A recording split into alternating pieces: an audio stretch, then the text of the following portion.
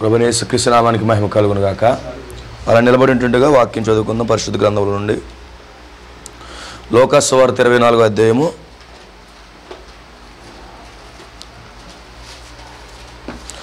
24వ వచనం నుంచి మనం చదువుకుందాం. లూకా సువార్త 24వ అధ్యాయం 24 నుంచి. మాతో కూడా ఉన్నవారిలో కొందరు సమాధి యొద్దకు వెళ్ళి ఆ స్త్రీలు చెప్పినట్టు కనుగొనిది కానీ ఆయనను చూడలేదని ఆయనతో చెప్పిరి. అందుకు ఆయన, అవివేకులారా, ప్రవక్తలు చెప్పిన మాటలన్నింటినీ నమ్మని మందమత్తులారా, క్రీస్తు ఎలాగూ శ్రమపడి తన మహిమలో ప్రవేశించడం అగత్యము కాదా అని వారితో చెప్పి, మోషేయు సమస్త ప్రవక్తలను మొదలుకొని లేఖనములన్నిటిలో తన్ను గూర్చిన వచనములను భావం వారికి తెలిపాను. ఇంతలో తాము వెలుచున్న గ్రామం దగ్గరికి వచ్చినప్పుడు ఆయన ఇంకా కొంత దూరం వెళ్ళినట్లు అగపడగా వారు సాయంకాలం కావచ్చినది, ప్రొద్దుగుంకినది, మాతో ఉండుమని చెప్పి ఆయనను బలవంతం చేసిరు కనుక ఆయన వారితో కూడా ఉండుటకు లోపలికి వెళ్ళిను. చదవబడిన వాక్యము దీవించును గాక. చిన్న ప్రార్థన చేద్దాం. పరిశుద్ధుడా, చదవబడిన లేఖనాలు మీరు ఆశీర్వదించండి. ఆ లేఖనంలో నుండి మాతో మాట్లాడండి, మమ్మల్ని బలపరచండి. ఇక్కడ వ్యతిరేకంగా పని చేర్చిన ప్రతి క్రీస్తు విరుదాత్మలు బంధించండి. ఇక్కడ బిడ్డలకు వినగల చెవులు, గ్రహించే హృదయము, లోబడే మనసును మీరు దయచేయండి. ఈ కొడుకు నీకు మహిమకరంగా జరిగించమని ప్రభువా సంపూర్ణంగా నీ హస్తాలకే సమర్పించుకోండి. యేసుక్రీస్తు నామంలో ప్రార్థిస్తున్నాము, ఆమేన్. దయచేసి కూర్చోండి.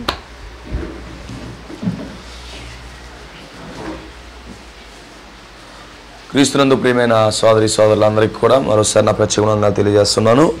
దేవుడు మనందరినీ కూడా అత్యధికంగా ఆశీర్వదించును గాక. హల్లెలూయా. దేవుడు చిత్త ప్రకారంగా ఏ రోజు ఎక్కడ కూడిక జరగాలో దేవుడు ముందుగానే ఆయన నిర్ణయిస్తాడు. ఆయనే స్థలాన్ని ఎన్నుకుంటాడు. ఆయనే సమస్తము జరిగిస్తాడు. ఒకరోజు దావీదు మందిరం కట్టడం కోసం దేవుడు ఆ యొక్క యుద్ధానికి వెళ్తున్న సమయంలో దేవుడే స్థలాన్ని చూపించాడు. అదే ఓర్నాను కళ్ళమై అన్నది. ఎందుకంటే దేవుని మందిరం కొరకు కూడా స్థలం చూపించేవాడు ఆయనే. ఆమేన్. ఎక్కడ ఆరాధన జరగాలో ఆయన అక్కడే జరిగిస్తాడు. అంటే ఆయన ఆరాధన జరిగించాలనే స్థలాన్ని ఆయన ఇష్టపడాలి. ముందు మనం అనుకుంటే ఇంకా సుందరమైన స్థలాల్లో పెట్టాలనుకుంటాం, కానీ ఎక్కడైతే ఆరాధన జరగాలో దేవుడు ముందుగానే దేవుడికి తెలుసు. అందుకే ఇజ్రాయేలు గొప్ప మందిరాన్ని కట్టారు. ఈరోజు గొప్ప మందిరాన్ని కట్టారు సొలొమోను కాలంలో. అయితే ఆ స్థలాన్ని దేవుడే చూపించాడు. ఆ స్థలంకి వెళ్ళిన తర్వాత దేవుడే అక్కడ ఆపాడు. ఎక్కడైనా ఆరాధన జరగాలి, ఎక్కడికైతే నేను దిగి వస్తానని చెప్పి ఆయన మాట్లాడాడు. అందుకే ఆయన అన్ని స్థలాల్లోకి రాడు, కానీ ఆయన ఎక్కడైతే ఆయన వస్తాడో అక్కడికే ఆ ఆరాధన జరిగిస్తాడు. దేవుడి స్తోత్రం కలుగును కాదు. మన ఆలోచన వేరు, ఆయన ఆలోచన వేరు. అందుకే దావీదు ఆ పొలంలో వెళ్తున్నప్పుడు దేవుడు చూపించాడు, ఈ ఓర్నాల కాలంలో నువ్వు మందిరం కట్టాలి, ఈ ఓర్నాల కాలంలో కన్నా మందిరం కట్టాలి నాకని చెప్పాడు. అందుకే అప్పుడు ఏం చేశాడంటే ఆ యొక్క ఓర్నాల కాలం దగ్గర ఆ ల్యాండ్కి వెలపెట్టి ఆ ల్యాండ్ తీసుకున్న తర్వాత సొలొమోను అక్కడ అదే స్థలంలో ఒక ల్యాండ్ కడతా ఉన్నాడు, ఒక భూమిని ఒక మందిరాన్ని కడతా ఉన్నాడు. సో అదంతా కూడా దేవుడు యొక్క కృప ద్వారా ప్రీడెస్టినేట్గా జరుగుతూ ఉంది.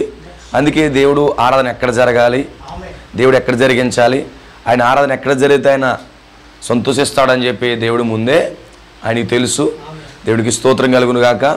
ఆయన వాక్యం సెలవిస్తుంది, ఎక్కడైతే 300 మంది 400 మంది ఉంటారని చెప్పలేదు ఆయన. ఎక్కడైతే 2-3 ఉంటానని చెప్పాడు. ఆయన ఉండడానికి ఏంటి, ఆయనకి ఏం కావాలి? ఎక్కడైతే 2 లేక 3 ఉంటారో అక్కడ ఉంటానని చెప్పాడు. దేవునికి స్తోత్రం కలుగును గాక. ఎంతమంది నమ్ముతున్నారు ఈ రాత్రి ఆయన ఎక్కడ ఉన్నాడని? నేను నమ్ముతున్నాను ఈ రాత్రి ఆయన ఎక్కడ ఉన్నాడని. నేను ఆత్మ సంబంధముగా వాక్యానుసారంగా నేను చూడగలుగుతున్నాను, ఈ రాత్రి ఆయన మన మధ్యలో ఉన్నాడు. ప్రభునామానికి మహిమ కలుగును గాక. విషయంగా చాలా సంతోషం. ఆ యొక్క ఆలోచిస్తున్నాడు, వాక్యం ఆలోచిస్తున్నప్పుడు ఆ రోజు దేవాలయం కట్టాలనుకున్నప్పుడు దేవుడే కదా స్థలం చూపించేది, దేవుడే కదా స్థలం ఈ స్థలం కట్టమని చెప్పేది అని చెప్పేసి నేను అనుకుంటా ఉన్నాను. అందుకే ఎక్కడ ఆరాధన జరగాలో ఆయన ఇష్టం. అది మనం అనుకుంటాం మంచి మంచి స్థలాల్లో కట్టాలనుకుంటాం, కానీ దేవుడి చిత్తం వేరు. ఆయన ఏర్పాటు చేసిన స్థలంలోనే ఆరాధన జరుగుతుంది. అందుని బట్టి దేవునికి మహిమ కలుగును గాక. నిత్యముకి రాత్రి కొన్ని విషయాలు మీతో చెప్పి నేను ముగిస్తాను. ఆల్మోస్ట్ 9 అయిపోయింది కనుక ఇంకొక 15-20 నిమిషాలు అయితే మన భూమి గుండ్రంగా తిరుగుతూ మొదలు పెడుతుంది. సో ఖచ్చితంగా ఆ భూమి తిరగడం ప్రారంభించబడక మునిపే సాధ్యమైనంత వరకు ఆ యొక్క భూమిని కంట్రోల్ చేయడానికి ఇష్టపడుతున్నాను. హల్లెలూయా. దేవునికి స్తోత్రం కలుగును గాక. ఎంతమందికి అర్థమవుతుంది? భూమి తన చుట్టూ తాను తిరుగుతూ సూర్యుడు చుట్టూ తిరుగుతుందట. కొంతమంది నిద్రపోతే అప్పుడప్పుడు ఆమె చెప్తుంటారు అన్నమాట. ఇక్కడ వాక్యం ఏంటంటే సూర్యుడు, నీతి సూర్యుడు వెలుగు కదా, భూమి తన చుట్టూ తిరుగుతూనే ఉంటుంది. అది అంటే ఎంత నిద్రపోయి అప్పుడప్పుడు ఆమె చెప్తుంది, నేను సూర్యుని చుట్టూ తిరుగుతాను ఉన్నానని. అలా కొంతమంది సంఘంలో ఏం చేస్తారంటే వాళ్ళు ఇష్టం వచ్చినట్టు తిరిగేసి అప్పుడప్పుడు లేచి ఆమె నల్లు అంటారు. ఆమె అయితే భూమిని నిద్రపోకుండా చేయాలని ఆశ. దేవునికి స్తోత్రం కలుగును గాక, హల్లెలూయా, దేవుడికి మహిమ కలుగును గాక. అందుకే భూమి సూర్యుడి మీద ఆధారపడకపోతే దాని పని అయిపోతుంది. ఈరోజు మనం దేవుడి మీద ఆధారపడకపోతే, దేవుని యొక్క వెలుగు మన మీద పడకపోతే కనుక మన బ్రతుకులు అంతే విధంగా పాడైపోతాయి. అందుకే దేవుని వెలుగు ఎప్పుడు మన మీద పడాలి. గమనించండి, భౌతికంగా ఉన్నది ఆత్మీయంగా ఉంటుంది.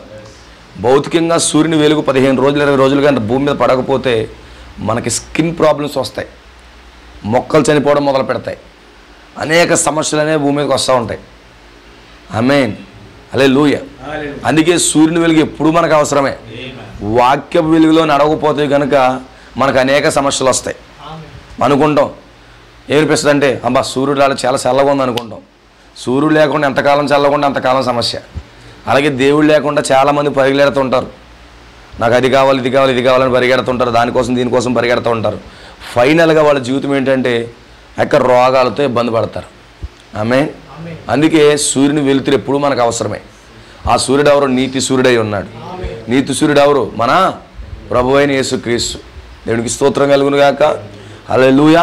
అయితే రాత్రి ఒక చిన్న ఆలోచన మీతో పంచుకోవడానికి ఇష్టపడతాను నేను. ప్రవచనము ఎన్నటికీ చనిపోదు. ప్రవచనం అనేది ఎన్నటికీ చనిపోదు. ప్రవచనం ఎన్నటికీ నిరర్ధకం కాదు. ఆమేన్. గమని, వాట్ ఈస్ ద ప్రాపసీ? ప్రవచనం అంటే ఏంటి? జరగబోయేదాన్ని ముందుగా చెప్పేదే ప్రవచనమే అన్నది. అందుకే మనకి కళలు ఉన్నాయి, దర్శనాలు ఉన్నాయి, ప్రవచనాలు కూడా ఉన్నాయి. అయితే మన దర్శనం కానీ, మన కళ కానీ, మన ప్రవచనం కానీ వాక్యానికి తప్పనిసరిగా అది కలవాలి. ఎందుకంటే అబద్ధ ప్రవచనం ఉంది, నిజ ప్రవచనం ఉంది. గమనించండి, ఇప్పుడు కూడా ఒక ఒరిజినల్ ఉందంటే దాని వెంటనే డూప్లికేట్ తయారవుతుంటుంది. ఒరిజినల్ ఉన్నదంటే కనుక డూప్లికేట్ తయారవుతుంది. ఒరిజినల్ ఎల్లప్పుడూ వాక్యమే. అయితే మరి డూప్లికేట్ కూడా వాక్యంగానే ఉంటుంది. ఒరిజినల్ నోట్ ఉంటుంది, డూప్లికేట్ నోట్ కూడా ఉంటుంది. అయితే ఒరిజినల్ అనేది ప్రవేశపెట్టకపోతే డూప్లికేట్ అనేది రాదు. అలాగే నిజమైన ప్రవచనం ఉంది, అబద్ధ ప్రవచనం ఉంది. నిజమైన దర్శనం ఉంది, అబద్ధ దర్శనాలు ఉన్నాయి. నిజమైన కళలు ఉంటాయి, అబద్ధమైన కళలు కూడా ఉంటాయి. అన్నీ కూడా నిజమైన ప్రవచనాలు కాదు, అలాగే అన్నీ కూడా అబద్ధమైన ప్రవచనాలు కాదు. అందుకే పేతురు అంటున్నాడు, ప్రవచనం అనేది పరిశుద్ధాత్మ ప్రేరణతో రావాలట. ఒకవేళ ప్రవచనం అనేది పరిశుద్ధాత్మ ప్రేరణతో వచ్చినప్పుడు ఖచ్చితంగా ఆ ప్రవచనము వాక్యానుసారంగా ఉంటుందంట.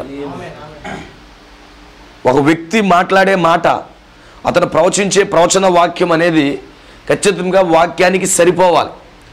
ఒకవేళ నీకు దర్శనం వచ్చిందని నువ్వు చెప్పి ఆ దర్శనం వాక్యానికి కానీ సరిపోకపోతే ఆ దర్శనం ఒక అబద్ధ దర్శనం అవుతుంది. ఒకవేళ ప్రవచనం నాకు వచ్చిందని ప్రవచనం పలకొచ్చును, అక్కోస్ అది ప్రవచనం పలకొచ్చు. ఆ ప్రవచనం నిజమైనదా అబద్ధమైందని చెప్పాలంటే ఖచ్చితంగా వాక్యానికి సరిపోవాలి. ఈరోజు అనేక మంది అనేక రకాల కళలు అంటూ ఉంటారు. నీకు వచ్చిన కళ అది వాక్యానుసారంగా ఉండాలి. ఏదైతే వాక్యానుసారంగా లేదో అవన్నీ కూడా అబద్ధములకు చెందినవే. ఆమేన్. నిజమైన ప్రవచనం ఉంది, అబద్ధమైన ప్రవచనం ఉంది. కళ అంటే ఏంటంటే మనం నిద్రపోయినప్పుడు మన శరీరం మొత్తం విడిచిపెట్టి మన ఆత్మ వేరే పరిమాణంలోకి వెళ్ళి కొన్ని కళలు చూస్తూ ఉంటాం. ఎందుకంటే ప్రభు చెప్పాడు కళలకు అంటారని చెప్పాడు. ఎస్, కళలు వస్తాయి. తర్వాత దర్శనం అంటే మనం ఈ విధంగా ఉంటూనే జరగబోయే కార్యాన్ని చూడడమై అన్నది. అక్కడ నిద్రపోము దర్శనం అంటే. దర్శనం అంటే నిద్రపోయేది కాదు. అయితే అలా నడుస్తూనే లేకపోతే అలా నిలబడే అక్కడ జరగబోయేదాన్ని చూడడమే దర్శనమై ఉన్నది. మూడోది ప్రవచనం, జరగబోయేదాన్ని చూడడం. అది ప్రవచన రూపంలో పరిశుద్ధాత్మ ప్రేరణ ద్వారా జరగబోయే కార్యాన్ని చూసి ప్రవచించడం, దాన్ని ప్రవచనం అంటాం మనం. అయితే ప్రవచనాలు ఉన్నాయి, అలాగే దర్శనాలు ఉన్నాయి, అలాగే కళలు కూడా ఉన్నాయి. అయితే ఇవన్నీ ఉన్నాయి, వాటికి వ్యతిరేకం కాదు. అయితే అవన్నీ కూడా వాక్యానికి సరిపోవాలన్నాడు. వాక్యానికి సరిపోనటువంటి ప్రవచనము, వాక్యానికి సరిపోనటువంటి దర్శనము, వాక్యానికి సరిపోనటువంటి కళ ఏదైనా తప్పై ఉంది. అందుకే పరిశుద్ధ గ్రంథంలో ద్వితీయోపదేశ కాండంలో ఒక చక్కని మాట ఉంది, 13వ అధ్యాయంలో చదవండి.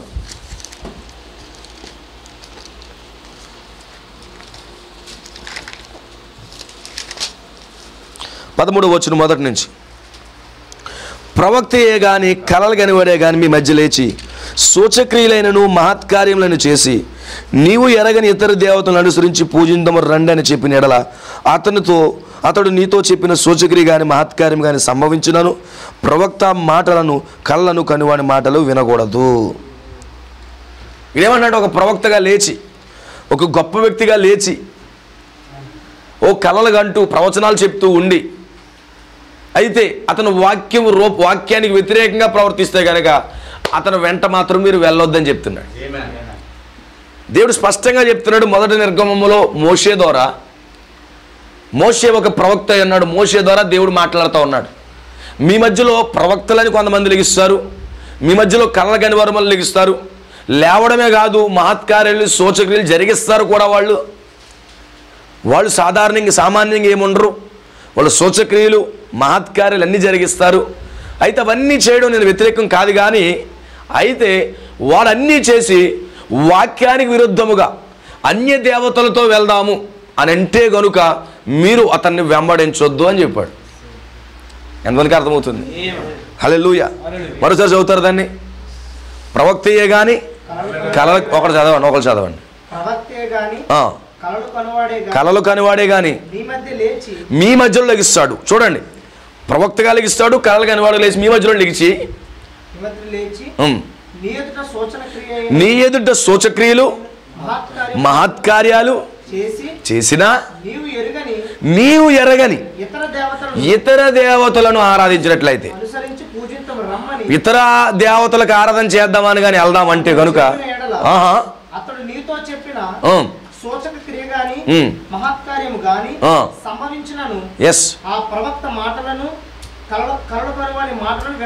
చూడండి ఏం మాట్లాడుతున్నాడు. అతను చేసిన సూచక్రియలు మహత్కార్యాలు జరిగినప్పటికీ కూడా అతన్నే మాత్రం నమ్మొద్దు అంటున్నాడు. ఆమేన్. అయితే చూడండి, కలలు కంటున్నాడు, సూచక్రియలు చేస్తున్నాడు, అద్భుతాలు చేస్తున్నాడు, అవన్నీ జరుగుతూ ఉన్నాయి. అయినప్పటికీ నువ్వు అతన్ని ఎలా వెంబడించాలంటే, అతను నీవెరగిన దేవతలను కానీ పూజిస్తూ, వాక్యము కాని దాన్ని అతను బోధిస్తూ, వాక్యము కాకుండా ఇతర వాటిని కానీ వెంబడిస్తూ ఉన్నట్లయితే అతన్ని వెంట మాత్రం నువ్వు వెళ్ళకూడదు. ఈరోజు ప్రజల యొక్క పరిస్థితి ఏంటంటే, సూచక్రియలు మహత్కార్యాలు వాటన్నిటినీ వెంబడిస్తారు. ఇక్కడ ప్రతి ఒక్కరు ఈ వాక్యాన్ని మిస్ అవుతారండి. ఇక్కడ దేవుడు ప్రవక్త ద్వారా చాలా స్పష్టంగా మాట్లాడుతున్నాడు. అతను ప్రవక్తగా చాలామని అవుతాడు, అతను కలలు కానివాడిగా చాలామని అవుతాడు. అయితే ఇతను అన్నీ చేస్తాడు, అన్నీ కూడా సంభవిస్తాయి, అవన్నీ జరుగుతాయి. అతను ప్రార్థన చేయగా స్వస్థ వచ్చేయచ్చు, అతను ప్రార్థన చేయగా నీకు అన్నీ కలిగిపోవచ్చు, లేకపోతే నీకు అన్ని ఆస్తి అంతా రావచ్చు. అతను ఏదైతే నీ కొరకు ప్రార్థించాడో అన్నీ నీకు సంభవించవచ్చు. అయితే నీకెన్ని జరిగినా కానీ అతను వాక్యాన్ని కానీ చెప్పకపోతే, అతను బైబిల్లో ఉన్నది కానీ ప్రజెంట్ చేయకపోతే అతని వెంట మీరు వెళ్ళొద్దు. చాలా క్లారిటీగా చెప్తున్నాడు ఆయన. దేవుడికి స్తోత్రం కలుగునుగా. చాలా చాలా క్లారిటీగా ఉన్నాడు. కానీ ఈరోజు మనం దేని వెంబడిస్తామంటే, టచ్ అంటే వెంబడిస్తాము, 3 వారాలు అంటే వెంబడిస్తాము, 4 వారాలు అంటే వెంబడిస్తాము, లేకపోతే అన్ని వారాలు రండి మీకు అది కలుగుతుంది ఇది కలుగుతుంది అని చెప్తున్నారు. ఇవన్నీ కలిగిన వాక్యం ఎప్పుడు కూడా తప్పిపోదండి. ఇవన్నీ కలిగిన అతను ఇతర దేవతల తట్టు కానీ తిప్పుతూ నిన్ను కానీ రమ్మన్నాడు అంటే నువ్వు వెళ్ళొద్దు అన్నాడు. అయితే వాడు అతను ఎక్కడికి నడిపిస్తున్నాడు? ఇవన్నీ చేసి అంటే నిన్ను ఫాల్స్ వర్షిప్కి నడిపిస్తున్నాడు, నిన్ను అబద్ధపు ఆరాధన నడిపిస్తున్నాడు. సత్యమైన దేవుణ్ణి ఆరాధిస్తున్నప్పుడు, నిజమైన వాక్యాన్ని ఆరాధిస్తున్నప్పుడు ఇతను సూచక్రియలు మహత్కారాలు చేసి నిన్ను ఫాల్స్ వర్షిప్లో నడిపించడం కోసం వాడు ఇవన్నీ చేస్తున్నాడు. ఈరోజు నిజంగా ఏం జరుగుతుంది ప్రపంచంలో, క్రైస్తవ ప్రపంచంలో? ఇలాంటి మహత్కార్యాలు సూచనలు చేసి ప్రజలను తప్పుడు ఆరాధనగా నడిపిస్తున్నారు, ఫాల్స్ వర్షిప్కి నడిపిస్తున్నారు. అక్కడ డైరెక్ట్గా చెప్తున్నాడు, ఇతర దేవతలను ఆరాధిద్దామని చెప్తున్నారంట వాళ్ళు. వాక్యం కానీ దాన్ని ఆరాధిద్దాము. ఆమేన్. హల్లెలూయా. అతను కలలు అంటున్నాడు, ప్రవచనాలు చెప్తున్నాడు, సూచక్రియలు చేస్తున్నాడు, అన్నీ జరిగిపోతున్నాయి. గారడీలు అన్నీ చేస్తున్నాడు. ఈరోజు ఏం చేస్తున్నారు సేవకులు? గారడీ సీమోన్గా సూచక్రియలు మహత్కార్యాలు చేస్తున్నారు, భూము శకలక. వీడి ద్వారా బ్రతికేస్తున్నారు ఈ పాస్టర్స్. ఓ శకలక చేసేసి, ఓ టచ్ అని పెట్టేసి, లేకపోతే ఎలగెట్టేసి తైలాలు పూసేసి, ఓ లేకపోతే ఆ జలమనో ఈ జలమనో పెట్టేసి, ఆమేన్, ఓ లేకపోతే ఆ పౌడర్ ఈ పౌడర్, ఆ మట్టి ఈ మట్టి అని చెప్పి ఏం చేస్తున్నారు? కొన్ని గారడీ పనులు చేస్తున్నారు. ఈ గారడీ పనులు చేసి ప్రజలను అబద్ధపు ఆరాధన వద్దకు నడిపిస్తున్నారు. ఎంతమందికి అర్థమవుతుంది? బైబిల్ ఈజ్ వెరీ క్లియర్ అండి. Bible is very clear. నువ్వు నిజంగా బైబిల్ బిలీవర్ అయితే, not church believer, not a church believer, if you are a Bible believer, you must see the word of the Lord. నువ్వు ఖచ్చితంగా వాక్యాన్ని చూడాలి. ఇక చాలా స్పష్టంగా చెప్తున్నాడు. మీకు ఎలాంటి వాళ్ళు పైకి లెగిస్తారు? ఎందుకంటే మొదటి నిర్గమంలో లెగిస్తే రెండో నిర్గమంలో లెగిస్తారు. రెండో నిర్గమంలో లేచారా? ఎవరు లేచారు? రెండో నిర్గమం ఎవరు లేచాడు? ఎవడు? గారడీ సీమోనే. అతను ఏం చేస్తున్నాడు? గారడీలు చేస్తున్నాడు అక్కడ సమరపట్నంలో. ఈరోజు ఎలాంటి గారడీలు చేస్తున్నారు? జిమ్ లైట్లు వేస్తున్నారు. ఓ జిగ్గేలు అనిపించేస్తున్నారు. ఏంటి గారడీలు? ఈ గారడీలు చేసి ప్రజలు ఏం చేస్తున్నారు? తిప్పుతున్నారు. బట్ వారి దగ్గర పరిశుద్ధాత్మ లేదు. అందుకే ఈ గారడీ సీమోన్ దగ్గర ఏమి లేదు. ఈ గారడీలు అన్నీ ఉన్నాయి కానీ పరిశుద్ధాత్మ లేదు. ఈరోజు అనేక మంది ఈ వర్తమానంలో కూడా గారడీలు చేస్తున్నారు. బట్ వారి దగ్గర పరిశుద్ధాత్మ లేదు. ఒక వ్యక్తి దగ్గర పరిశుద్ధాత్మ ఉంటే ఖచ్చితంగా తన వాక్యాన్ని తీసుకొస్తాడు. ఖచ్చితంగా వాక్యాన్ని తీసుకొస్తాడు. గారడీలు పనిచేయండి. ఈరోజు గారడీ చేసేవాళ్ళు అనేక మంది ఉన్నారు. మొదటి నిర్గమంలో ఉన్నారు, రెండవ నిర్గమంలో ఉన్నారు, ఆమేన్, హల్లెలూయా, మూడవ నిర్గమంలో కూడా ఉన్నారు, ఆమేన్. దేవుడికి స్తోత్రం కలుగును గాక. మొదటి నిర్గమంలో ఉంటే, ఆమేన్, మొదటి నిర్గమములు ఉంటే రెండో నిర్గమములు ఉంటారు, రెండో నిర్గమములు ఉంటే మూడో నిర్గమంలో కూడా ఉంటారు, ఆమేన్. ఎంతమందికి అర్థమవుతుంది సోదరులు? హల్లెలూయా. అంటే ఈ గారడీలు చేస్తున్నారు వితౌట్ హోలీ గోస్ట్. పరిశుద్ధాత్మ లేని గారడీ సీమోలు అనేక మంది ఉన్నారు ఈరోజు. మీరు చదువుకోండి పరిశుద్ధ గ్రంథంలో అపోస్తుల కార్యాలు తీయండి.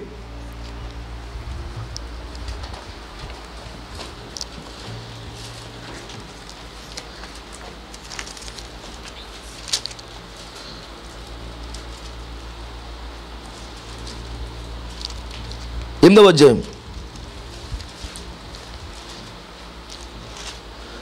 9వ వచనం. సీమోను ఒక మనుషుడు లోగడ ఆ పట్టణంలో గారడీ చేయొచ్చు, తాను ఎవడో ఒక గొప్పవాడని చెప్పుకొనుచు సమరయ జనులను విభ్రాంతిపరచుచు వచ్చుచుండెను.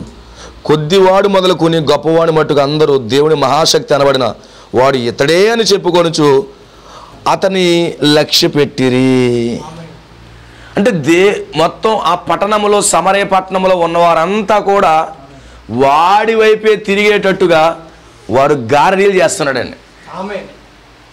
ఇది దేవుని యొక్క మహాశక్తి అన్నట్టుగా చేస్తున్నాడండి. ఈరోజు నిజంగా అనేక మంది మనం చాలా గుడ్డిగా ప్రేచర్స్ వెంబడిస్తాం, బోధకులు వెంబడిస్తాం. గారడీలు చేసే ప్రేచర్స్ ఉన్నారు, నేను తప్పుడు ఆరాధన నడిపించే ప్రేచర్స్ ఉన్నారు, ఆమేన్. నిన్ను తప్పుడు ఆరాధనలు నడిపించే ప్రేచర్స్ ఉన్నారు, నిన్ను గారడీలు చేసే ప్రేచర్స్ ఉన్నారు, నిన్ను తప్పుతావులు నడిపించే ప్రేచర్స్ ఉన్నారు. ఇక్కడ గారడీలు చేస్తుంటే, ఈ మ్యాజిక్లు చేస్తూ ఉంటే అక్కడ ఉన్న ప్రజలందరూ అంటున్నారంట, అయ్యి బాబు ఇతను దేవుని మహాశక్తితో ఉందంటున్నారు. అంటే ఎలా కనబడుతున్నాడండి అతను? ఉన్నాడండి రెండో నిర్గమంలో. అందుకే ఈరోజు చాలా జ్ఞానం అవసరం క్రైస్తవులకి. అందుకే పరిశుద్ధ గ్రంథం పట్టుకున్న వాళ్ళు అందరూ బోధకులు కాదు. గుర్తుపెట్టుకోండి, ఎప్పుడూ గుర్తుపెట్టుకోండి. ఇక్కడ సైమన్ గారి ఇంట్లో మాట్లాడుతున్నాను. పరిశుద్ధ గ్రంథం పట్టుకున్న వాళ్ళు ఎప్పుడు కూడా సత్యమైన వాళ్ళు కాదు. అందరూ పరిశుద్ధ గ్రంథం పట్టుకుని బోధించేట అందరూ సత్యమైన వాళ్ళు కాదు, ఆమేన్. ఇతను దేవుని శక్తి అన్నట్లుగా ప్రజలందరూ, పట్టణంలో ఉన్న ప్రజలందరూ నమ్ముతున్నారు. అంటే పట్టణాన్నే షేక్ చేస్తున్నాడండి ప్రేచర్. అంటే ఈరోజు పట్టణాలనే షేక్ చేసే వాళ్ళు ఉన్నారు, ద గ్రేటర్ సిటీలే షేక్ చేసే వాళ్ళు ఉన్నారు, స్టేట్లనే షేక్ చేసే వాళ్ళు ఉన్నారు. ఈరోజు ఉన్నారంటారా ప్రేచర్స్? ఆమేన్. మరి నువ్వు ఎలా గుర్తిస్తావు అతను గారడీ సీమోనా లేకపోతే ఆమేన్ నిజమైన సేవకుడా? ఎలా గుర్తిస్తావు? ఆమేన్. వాక్యము ద్వారా. అందుకే ప్రతి వ్యక్తి, ప్రతి బోధకుడు వాక్యం ముందు నిలబడాలట. వాక్యం ముందు నిలబడితేనే అతను నిజమైనవాడా అబద్ధమైన వాడు తెలుస్తుంది. అందుకే ప్రతి ఒక్కరు వాక్యం ముందుకు నిలబడాలట. ఎప్పుడైతే వాక్యం ముందు నిలబడుతున్నప్పుడు వాక్యమే తెలుస్తుంది నువ్వేమై ఉన్నావు. అది పెద్ద బోధకుడైనా నీ దగ్గర 1,00,000 మంది ఉండొచ్చు, నువ్వు ఖచ్చితంగా వాక్యం మీద నిలబడినప్పుడు నువ్వేమై ఉన్నావో వాక్యమే చెప్పేస్తాను. సమరయ పట్టణం అనగా మామూలు పట్టణం కాదు అది. ఆ పట్టణాన్ని దేవుని శక్తి అన్నట్టుగా షేక్ చేస్తున్నాడు అతను. దేవుని యొక్క శక్తిని ఉన్నట్టుగానే మొత్తం అంతా షేక్ చేస్తున్నాడు. అనుకున్నారు ఇతనితో దేవుడు ఉన్నాడు. బాబోయ్, ఈరోజు ప్రజలు ఎలాంటి వాళ్ళు అంటే ప్రజలు ఎలాంటి వాళ్ళు అంటే 2-3 గాళ్ళు ఎగరేసి అలాగా చేసి ఇలా చేసేసి ఇలా కొంచెం తైలం జల్లేసి అలా పడగొడేటప్పటికి అయ్య బాబా అయ్యగారితో దేవుడు ఉన్నాడు అనుకుంటారు. అయ్యగారితో దేవుడు ఉండేది మనుషులు పడగొడతే కాదు, లేకపోతే మనుషులు కిందకు దోసేస్తే కాదు, లేకపోతే ఇంకా నీకు ఏదో జరిగితే కాదు. అయ్యగారితో దేవుడు ఉన్నదనుకోడు. గుర్తుడు తెలుసా, వాక్యం ఉండాలి. వాక్యము దేవుడు, వాక్యమే ఎల్లప్పుడూ దేవుడు. ఈ గారడీ సీమోను ఏం చేస్తున్నాడు చూడండి, ప్రజలని విభ్రాంతిపరుస్తున్నాడట. అంటే ప్రజలందరూ కూడా ఆశ్చర్యం గురవుతున్నారు. అంటే ప్రజలందరి యొక్క మనస్సు అంతా కూడా వాడి మీదకి వచ్చేలాగా చేశారట. అంటే వాడు ఎంత టాలెంటెడ్ పర్సన్ చూడండి. గారడీ Simon is a very talented person. అందరూ తన వైపే ఆకర్షించుకున్నట్టు చేశాడట. ఈరోజు ఏం చేస్తున్నారు ప్రీచర్స్, ప్రతి ఒక్కడు నన్ను ఆకర్షించాలి, నేను ఆకర్షణగా ఉండాలి, అందరికీ నేను ఆకర్షణీయంగా ఉండాలి. ఎక్కడున్నా మన పేరు మారుమోగిపోవాలి. అయ్యగారు అంటే అయ్యగారే, ఆ టెంపుల్ అంటే టెంపులే, మిషన్ అంటే మిషనే, నా పేరు ఇక్కడ మారుమోగిపోవాలి అని చెప్పి ఏం చేస్తున్నారు, అందరూ కూడా అతను లక్ష్య పెడుతున్నారంట. అంటే ఇక్కడ సమరయ పట్టణంలో ఉన్న ప్రజలందరూ కూడా ఎవరిని లక్ష్య పెడుతున్నారంటే ఒక డూప్లికేట్ పాస్టర్ని లక్ష్య పెడుతున్నారు. అందుకని అదేనా చదువుకుంటా పరిశుద్ధ గ్రంథంలో, ఒక డూప్లికేట్ పాస్టర్ వైపు వీళ్ళ మనసు ఉందట. డూప్లికేట్ అంటే అతను గారడీ చేస్తున్నాడు, మ్యాజిక్లు చేస్తున్నాడు. ఈరోజు ఎంతమంది ఉన్నారండి మ్యాజిక్లు చేసేవాళ్ళు? ఎంతమంది మ్యాజిక్ పాస్టర్లు ఉన్నారు చూడండి. దేవుడికి స్తోత్రం కలుగునుగా. ఒకడు కొట్టుకోవడం, ఒకడు విమర్శించుకోవడం, ఒకడు బయట తీస్తున్నాడు, ఇంకొకడు బయట తీస్తున్నాడు. ఎవరో బయటెట్టలేదు, వాళ్ళే గారడీ సీమోళ్ళు అందరూ బయటెట్టేసుకుంటున్నారు. ఎవరికి వాళ్ళే బయటెట్టేసుకుంటున్నారు. అందుకే ఎప్పటికైనా వాక్యము సత్యం ఎప్పటికైనా నిలబడుతుందండి. అబద్ధం ఎప్పటికైనా బయటికి వెళ్ళడైపోవాల్సిందే. ఏం చేస్తున్నాడు చూడు గారడీ సీమోన్. అతను బహుకాలం గారడీలు చేయొచ్చు, వారిని విభ్రాంతి పరిచినందున వారు అతను లక్ష్య పెట్టిరి. అంటే అతను చేసే యాశాలకి ప్రజలందరూ దృష్టి అతని మీద ఉంది. అంటే ప్రజలందరినీ అతని మీద ఆకర్షించుకుంటాడు. ఎలాంటి టాలెంటెడ్ పర్సన్ చూడండి. ఈరోజు పాస్టర్లకి టాలెంటెడ్ కావాలట. ప్రజలకు ఎలాంటి వాళ్ళు టాలెంటెడ్ పర్సన్స్ కావాలి. అంటే ప్రజలందరి మనసంతా కూడా ఆయన వైపే తిప్పుకునేది చేస్తున్నాడంట పాస్టర్ గారు. ఆయన పేరేం పేరు? గారడీ సీమోన్. అంటే ఎంత టాలెంటెడ్ పర్సన్ చూడండి. అందుకే ఈరోజు టాలెంట్లు నేర్చుకుంటున్నారు బైబిల్ కాలేజీకి వెళ్ళి. ఎలా మాట్లాడాలో, ఎలా నిలబడాలో, ఎలా మాట డెలివరీ చేయాలో నేర్చుకుంటున్నారు. టాలెంటెడ్. ఎందుకంటే వీళ్ళ మాట ద్వారా వాళ్ళని ఆకర్షించుకోవాలి. ఉన్నారా బైబిల్ అలాంటి గారడీగాళ్ళు? అక్కడ ఉన్నారు కాబట్టి ఇవాళ కూడా ఉన్నారు. ఆ సమరయ పట్టణం వాళ్ళు మోసపోతున్నారు. ఆ సమరయ పట్టణం వాసులు మోసపోతున్నారు. ఈరోజు కూడా అనేక మంది ఈ యొక్క గారడీ సీమోన్ లాంటి సేవకులు చేసే మోసాలకి అనేక మంది మోసపోతున్నారు. ఆ పట్టణం అంతా అతని మీద ఉందంట మనసు. పట్టణం అంతా అతని మీద తిప్పుకున్నాడండి. అంత టాలెంటెడ్ పర్సన్, టాలెంటెడ్ ప్రీచర్ అతను. దేవుడికి స్తోత్రం కలుగునుగా. ఎంతమందికి అర్థమవుతుంది సోదరులారా? హల్లెలూయా. అందరూ కూడా లక్ష్య పెట్టేశారట. ప్రతి ఒక్కరూ కూడా అతనే అయ్యగారంటే అయ్యగారు. అంటే ఈరోజు మనిషి ఎంత బలహీనుడంటే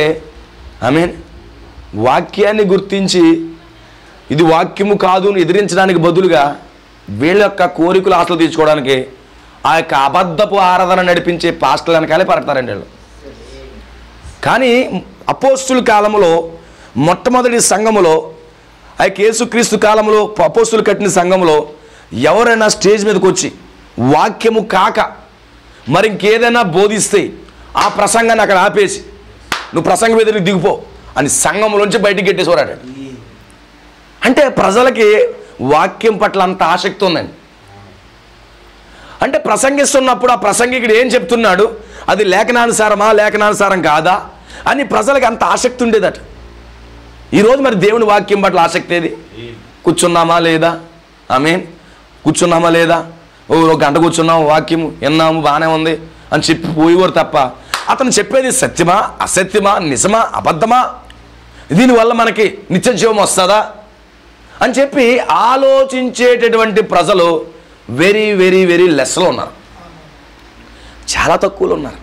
కానీ ఆ ప్రారంభ చర్చ ఉన్నటువంటి ఆసక్తి ఇప్పుడు ఈ క్రైస్తవంలో లేదండి. ఇప్పుడున్నటువంటి చివరి కాలంలో క్రైస్తవుల మధ్యలో లేదు. ఎందుకంటే వాక్యాన్ని పరిశీలన చేసే టైము ఈరోజు క్రైస్తవులకు లేదు. వాళ్ళు న్యూస్ పేపరు, రాజకీయాలు చదివేదంత టైము వాక్యాన్ని పరిశీలన చేసే టైం లేదు. ఆ న్యూస్ ఈ న్యూస్ వినడానికి టైం ఉంది, కానీ వాక్యాన్ని పరిశీలన చేసే టైం ఈరోజు క్రైస్తవులకు లేదు. ఆమేన్. ఏ సభ పెట్టినా వీళ్ళే ఉంటారు, గళం పెట్టినా వీళ్ళే, సిద్ధం పెట్టినా వీళ్ళే. ఎవరు వీళ్ళు? గళం పెట్టిన వీళ్ళే, సిద్ధం పెట్టిన వీళ్ళే. ఆమేన్. 6 కొట్టిన వీళ్ళే, 9 కొట్టిన వీళ్ళే. ఎక్కడ ఉంటున్నారు? అందులో తిరుగుతున్నారు. చిన్న ప్యాకెట్ ఇస్తే పరిగెట్టిపోతారు. కనీసం చర్చిలో గంట కూర్చుని వాక్యాన్ని పరిశీలన చేయలేరు. కానీ అప్పుడు వాళ్ళకు ఉన్నటువంటి ఆసక్తి ఇప్పుడు లేదండి. అందుకే ప్రతి ఒక్కడూ నిలబడిపోతున్నాడు. ఆ కాలంలో అబద్ధపు వాక్యం చెప్పడానికి పాస్టర్కి చెమటలు పట్టేసేయండి. నిజం చెప్పేది నేను సత్యం చెప్తున్నా. ఒకవేళ ఆ పాస్టర్ వచ్చి వాక్యంలో లేని ఏమన్నా చెప్తాడంటే భయంతో ఉండేవాడండి అతను. సంఘం అంతా యాక్టివ్గా ఉండేదండి. సంఘం అంతా యాక్టివ్గా ఉండేది. ఇవాళ ఏం చెప్తున్నామో తెల్ల కదా, ఏం చెప్తున్నాడో పాస్టరు, ఏం వింటున్నామో, ఎక్కడ బైబిల్లో ఉందా లేదా అని చెప్పి ఆలోచన చేసి పరిశీలన చేసే నాదుడు లేడు ఈరోజు. అంత ఆసక్తి లేదు వాళ్ళకి. టీవీ ప్రోగ్రామ్స్ మీద ఉన్న ఆసక్తి వాక్యం మీద లేదండి ఈరోజు. అందుకే ఈరోజు ప్రతి ఒక్కడూ పరిశుద్ధ గ్రంథం పట్టేసుకుని నేను అది తెచ్చాను, నేను ఈటెక్ బీటెక్ చేశాను, ఎంటెక్ చేశాను, డివిజన్ చేశాను, రీజన్ చేశాను, నేను కాలేజీ అంతా సర్టిఫికేట్లు తెచ్చుకున్నాను. ప్రతి ఒక్కడు నిలబడ్డానికి గల కారణం ఏంటి? నిజంగా ఆది అపోస్తుల్లో ఉన్నటువంటి సంఘముగా ఈరోజు క్రైస్తవులు ఉండుంటే ప్రీచర్స్ కూడా చాలా తక్కువగా ఉండేవారండి, పాస్టర్లు కూడా చాలా తక్కువగా ఉండేవారండి. ఆ మొదటి సంఘములో ఆ సంఘముకున్న ఆసక్తి చివరి కాలంలో ఉంటే ఆమె చాలా చాలా తక్కువ మంది పాస్టర్స్ ఉండేవారు. ఒకవేళ నేను పాస్టర్ని వాక్యం బోధించేస్తే అతను వాక్యం ఏం బోధిస్తున్నాడు, అది వాక్యానుసారమా, అతను దేవుని ఆత్మచేత నింపబడ్డాడా లేదా అని చెప్పి సంఘం గుర్తించేదండి. అబ్బాయి ఇప్పుడు అలాంటి రోజులు ఎక్కడ ఉన్నాయండి? అలాంటి రోజులు ఎక్కడ ఉన్నాయి? టైం లేదు. ఒక 10 నిమిషాలు కానీ వాక్యం పెరిగిందంటే కనుక బీపీ షుగర్లు అప్పుడే వచ్చేస్తండి. నిజమండి. అంటే లోపము క్రైస్తవులు ఉన్న కనుకనే విస్తారమైన బోధకులు లేచారు. ఆమె వచ్చి ఇప్పుడు కదండి కోత ఎంతో విస్తారంగా ఉంది, పనివారు తక్కువైపోయారు. ఆమె పనివారు తక్కువైపోయి కానీ పనికి మానవులు ఎక్కువైపోయారు. పనివారు తక్కువయ్యారు కానీ పనికి మానవులు ఎక్కువైపోయారు. ఇందులో ఎందుకు స్తోత్రం కలుగును. Be careful. ఆమె మేము క్రైస్తవులను పేరు చెప్పుకుంటాం, మనకు సిగ్గుండాలి. ఈరోజు మన వాక్యాన్ని పరిశీలన చేయకుండా దేవుని కొరకు దేవుడు ఏం వాక్యం చెప్తున్నాడు, ఏం మనం వింటున్నాము, అది మన నిత్య జీవం నడిపిస్తుందా, పరలోకం నడిపిస్తుందా లేదా అని చెప్పి మనం ఆసక్తితో ఎదురు చూడాలండి. ఆమేన్. కానీ ఇప్పుడు అలాంటి పరిస్థితులు మన దగ్గర లేవు. చాలా బాధాకరమైన విషయం. గమనించండి, గుర్తుపెట్టుకోండి నేను చెప్పే ప్రసంగాన్ని. మొట్టమొదటి సంఘంలో అపోస్తుల కాలంలో ఎవడైనా అబద్ధం చెప్తే పాస్టర్ని కూడా లెక్క చేయకుండా బలిపీఠం మీద దింపేసేవారు. ఏం చూసి? వాక్యం తప్పుగా బోధిస్తే. వీళ్ళు పాస్టర్ని ఎలా లాగేస్తారో తెలుసా? వాక్యము నిక్కర్స్గా బోధిస్తే అతని సంఘంలోంచి వెళ్ళగొడతాము. ఆమె ఉన్నదొన్నట్టుగా బోధిస్తే అతను ఆ గ్రామం అడుగు పెట్టనవు, ఆ కూటానికి ఎవరిని రానవు, కూటమి పెట్టనవద్దు అంటాడు అంతే. ఈ లోపల గ్యాంగ్ ఉంటుంది, ఆ పాస్టర్ అయితే తిట్టండి అంటాడు. ఉన్నారా లేదా? ఆ పాస్టర్ అయితే తిట్టండి, కూటాలు పెట్టనవద్దు. ఆ కాలంలో అయితే అబద్ధాన్ని బోధిస్తే పాస్టర్ని బయటికి నెట్టేసేవారు. ఈ కాలంలో సత్యాన్ని బోధిస్తుంటే పాస్టర్లని గ్రామాలు రానవట్లేదు. ఎక్కడికక్కడ ఏ విశ్వాసం ఆ విశ్వాసం డోర్లు వేసేసుకున్నారు పాస్టర్లు. వాళ్ళ కూటాలను వెళ్ళొద్దు, వాళ్ళు అది వెళ్ళేది. మీన్ ఆ విజయ్ వెళ్ళే పాస్టర్ దగ్గరికి అసలు వెళ్ళొద్దు, ఆ ప్రదీప్ వెళ్ళే సంఘానికి అసలు వెళ్ళొద్దు. ముందే వేస్తున్నారు క్లోజ్, వెండి తాళం వేస్తున్నారు. బంగారపు తాళం లేదా వెండి తాళం వేసేస్తున్నారు. హల్లెలూయా. ఏంటి సమస్య వస్తుంది? అప్పుడున్న సంఘానికి ఇప్పుడున్న సంఘానికి డిఫరెన్స్ చూడండి. ఆమేన్. అప్పుడున్న సంఘానికి ఇప్పుడున్న సంఘానికి డిఫరెన్స్ చూడండి. అప్పుడున్న సంఘం అయితే పాస్టర్ని గెంటేవారు ఎలాగా, అబద్ధంగానే పాస్టర్ బోధిస్తుంది. ఆమేన్. అప్పటి వరకు సుట్టగాల్చి వచ్చేసి ఆమేన్ రాత్రి వారు చెప్తున్నారు, సంఘ పెద్ద ప్రసంగం చేయాలంటే 2 పెగ్గలు వేసుకొస్తే కానీ ప్రసంగం రాదట. ఎవరో కారులో వస్తుంటే నిన్నటి దినం మొన్న దినం చెప్తున్నాడు సోదరుడు. ఓహో ఎంత దౌర్భాగ్యం ఉంది అప్పుడు, ఇప్పుడు అలాగనుకున్నా. ఆమేన్. నిజం అలాగుంది. హల్లెలూయా. ప్రజలకు కొంచెం నొప్పి తగిలిందంటే కనుక తట్టుకోలేరు, గిలగల కొట్లాడేసుకుంటున్నాం. ఆమేన్. దేవుని స్తోత్రం కలుగును గాక. అంటే విశ్వాసుల్లో మార్పు రావడాన్ని బట్టే పనికి మాలిన పాస్టర్లు వచ్చారు. ఈ మెసేజ్లు కూడా అంతే. ఈరోజు వర్తమానంలో కూడా వాక్యం కొరకు నిలబడి ఆ ప్రేచరు అతని సాక్ష్యం ఏంటి, అతను ఎలా నిలబడ్డాడు, అతని భారం ఏంటని అతను చూస్తే ఆ బలిపీఠ వేదికల నుంచి ఈరోజు వర్తమాన పాస్టర్లు కూడా బయటికి లాగుతారు. కానీ అలా సంఘాలు ఇప్పుడు వర్తమానంలో కూడా లేవు. చాలా బాధాకరమైన విషయం ఏంటంటే అది. ఆ రోజు వర్తమాన సంఘాలు ఫాల్స్ ప్రీచర్స్ని అబద్ధం బోధించి అపోస్తులు కాక ఇంకా ఏదైనా బోధిస్తే దింపేసేవారు. కానీ ఈరోజు విలియం బ్రాన్హామ్ బోధన కాక ఇష్టానుసారంగా బోధించే వాళ్ళని ఈరోజు సంఘం బయటికి నెట్టాలి. ఏం చేస్తున్నారు? తీసుకెళ్ళి ఇంకో సంఘాన్ని పెడుతున్నారు. ఎక్కడో సంథింగ్ మిస్ అయింది. కానీ ఆ సంఘం వేరండి. రాత్రంతా ఆ యొక్క సంఘంలో స్త్రీలు మోకాళ్ళు వేసి ప్రార్థన చేసేవారు. అబ్బే మనం 1 గంట కూర్చుంటేనే కీళ్ళిపులు వచ్చేస్తున్నాయి, నడుము నొప్పి వచ్చేస్తుంది. ఇవాళ ఒక్క గంట సన్నిధి ఒక వారం వచ్చారంటే 2వ వారం కనపడరు. వచ్చే ఆదివారం ఎక్కడే పెడతాను కోట, ఎంతమంది వస్తారో చూస్తాను.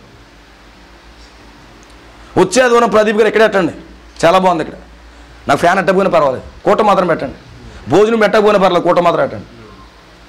హల్లెలూయా. గమనించండి సోదరి సోదరుల. అంటే ఈరోజు మనము ఆ యొక్క పెద్దకో స్త్రీలు అయితే చాలా చక్కగా ఎక్కువసేపు వాక్యంతో ప్రార్థనతో దేవుని సన్నిధి అలా విడిచిపెట్టేవారు కాదండి.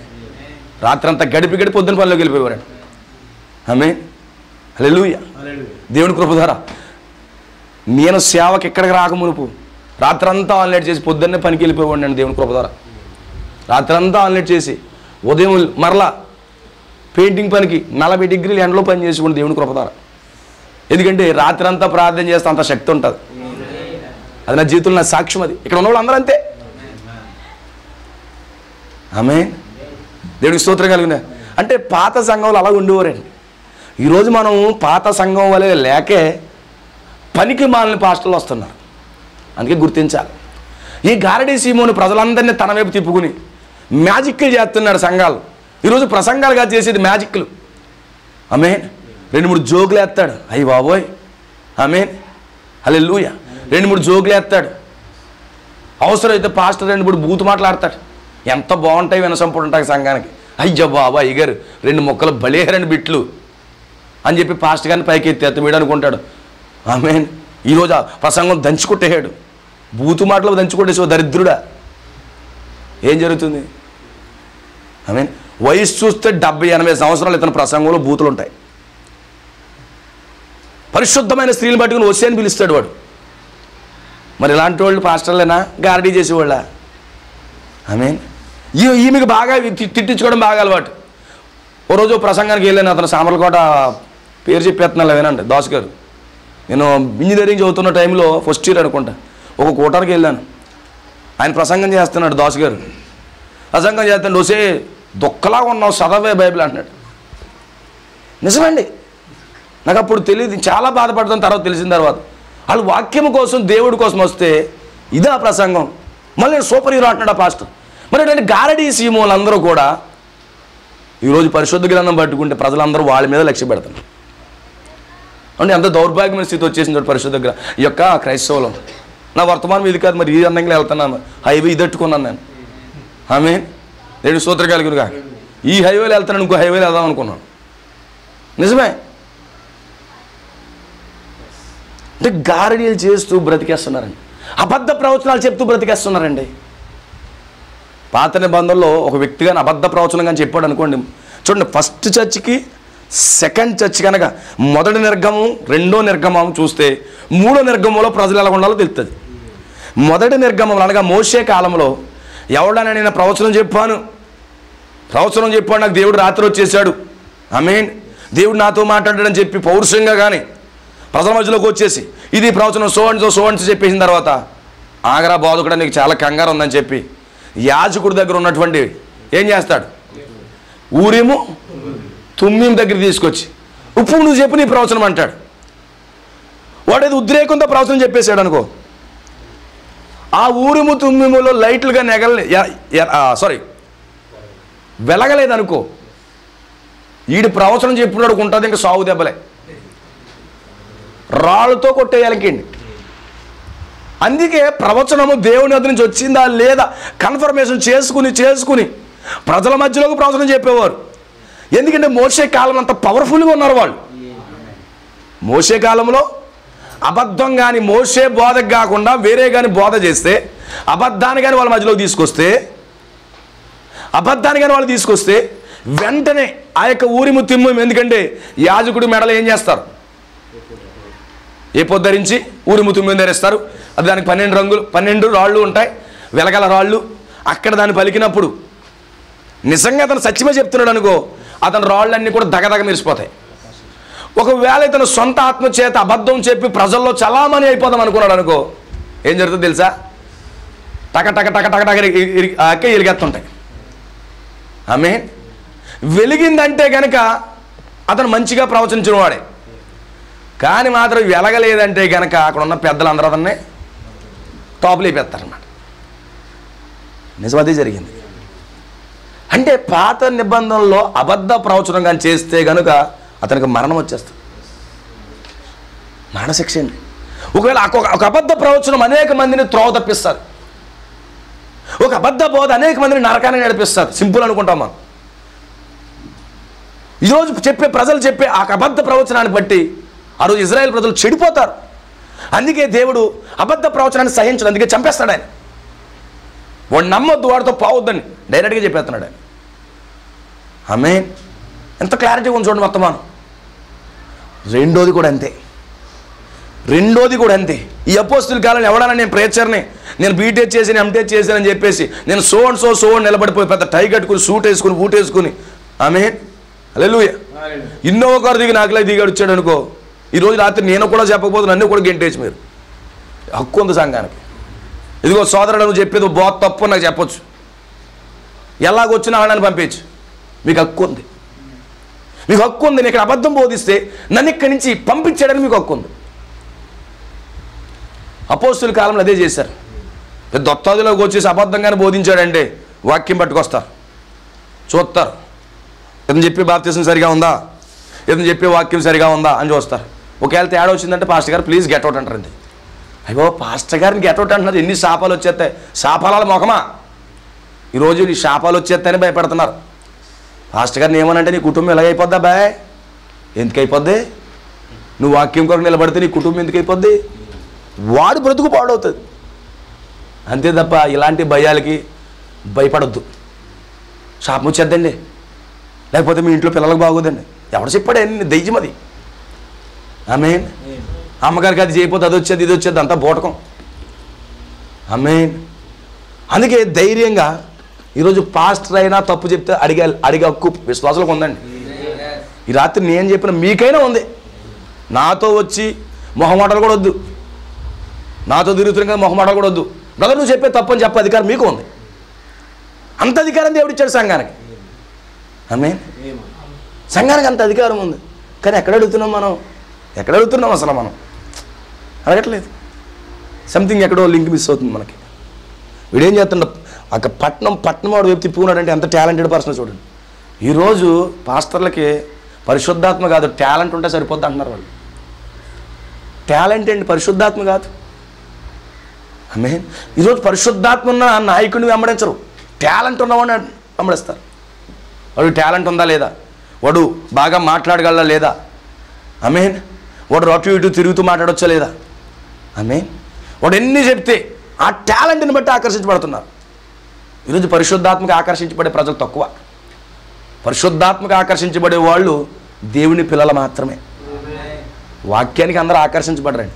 అందుకే యేసుప్రభు భూమికి వచ్చిన తర్వాత అన్నాడు, ఏమన్నాడు, ఎవరినైనా నా తండ్రి ఆకర్షిస్తే తప్ప ఎవడన్నా ఎద్దుకు రాడన్నాడు. వాక్యం ఆకర్షిస్తే ఎవడన్నా ఎద్దుకు రాడన్నాడు. ఈరోజు నిత్యాల బ్రదర్ దగ్గరికి ఎందుకు రాలేకపోతున్నారు? ఎందుకు రాలేకపోతున్నారు? వాక్యం ఆకర్షించకపోండి. ఆమేన్, హల్లెలూయా. వాక్యం వాళ్ళు పట్టుకోవాలి, ఒక మనిషి కాదు పట్టుకునే. మన టాలెంట్లు పనిచేయవు, నా టాలెంట్లు పనిచేయవు. నేను ప్రదర్శిస్తే గారడీలు చేస్తే పని అవ్వదు. అటు ఇటు తిరిగి కచ్చి పిల్లగలగా అనేసి ఇలా నుదురు మీద 2 గుద్దులు గుద్ది వెనక పడగొట్టేసి ఆ టాలెంట్ల వల్ల ఏం పని అవ్వదు. ఆ టాలెంట్ల వాళ్ళు పరలోకం తీసుకెళ్ళలేవు. ఈరోజు ఒక పాస్టర్ యొక్క ఉద్దేశం ఒకటి ఉండాలంటే అండి, పాస్టర్ని వెంబడిస్తున్న ప్రజలను నిత్య జీవంలోకి నడిపించాలి అన్న భారం ఉన్న పాస్టర్లను వెంబడించాలి. వీళ్ళని దోసేసుకుని మనం లేపేసుకుందామంటే కుదరదు. ఆమేన్. వీళ్ళని దోసేద్దాం మనం లేపేసుకుందామంటే కుదరదు. ఒక వ్యక్తి వెంబడిస్తున్నాడంటే అతను నిత్య జీవం నడిపించాలనే భారం ఉండాలి. ఆమేన్. అది లేకుండా దోచేసుకునేవాడు మనకు వద్దు. దేవుని స్తోత్రం కలుగును. హల్లెలూయా. నా ప్రియమైన సోదరులు గమనించండి, ఈ యొక్క గారడీ సీమోను అబద్ధాలు చెప్తూ ప్రజలందరినీ పట్టణాన్నంతరినీ మోసం చేశాడు. మోసం చేసి ఏం చేస్తున్నాడు చూడండి. అయితే ఫిలిప్పు దేవుని రాజ్యం గురించి, యేసుక్రీస్తు నామం గురించి సువార్త ప్రకటించుండగా వారద్దరిని నమ్మే పురుషులు స్త్రీలు బాప్తిసం పొందారు. ఈ గారడీ సీమోను నమ్మే ప్రజలు ఉన్నారు. ఇక్కడ ఫిలిప్పు సత్యమైన బోధన పట్టుకొచ్చి ఫిలిప్పు ఉన్నాడు. ఇక సువార్తికుడైన ఫిలిప్పు ఉన్నాడు.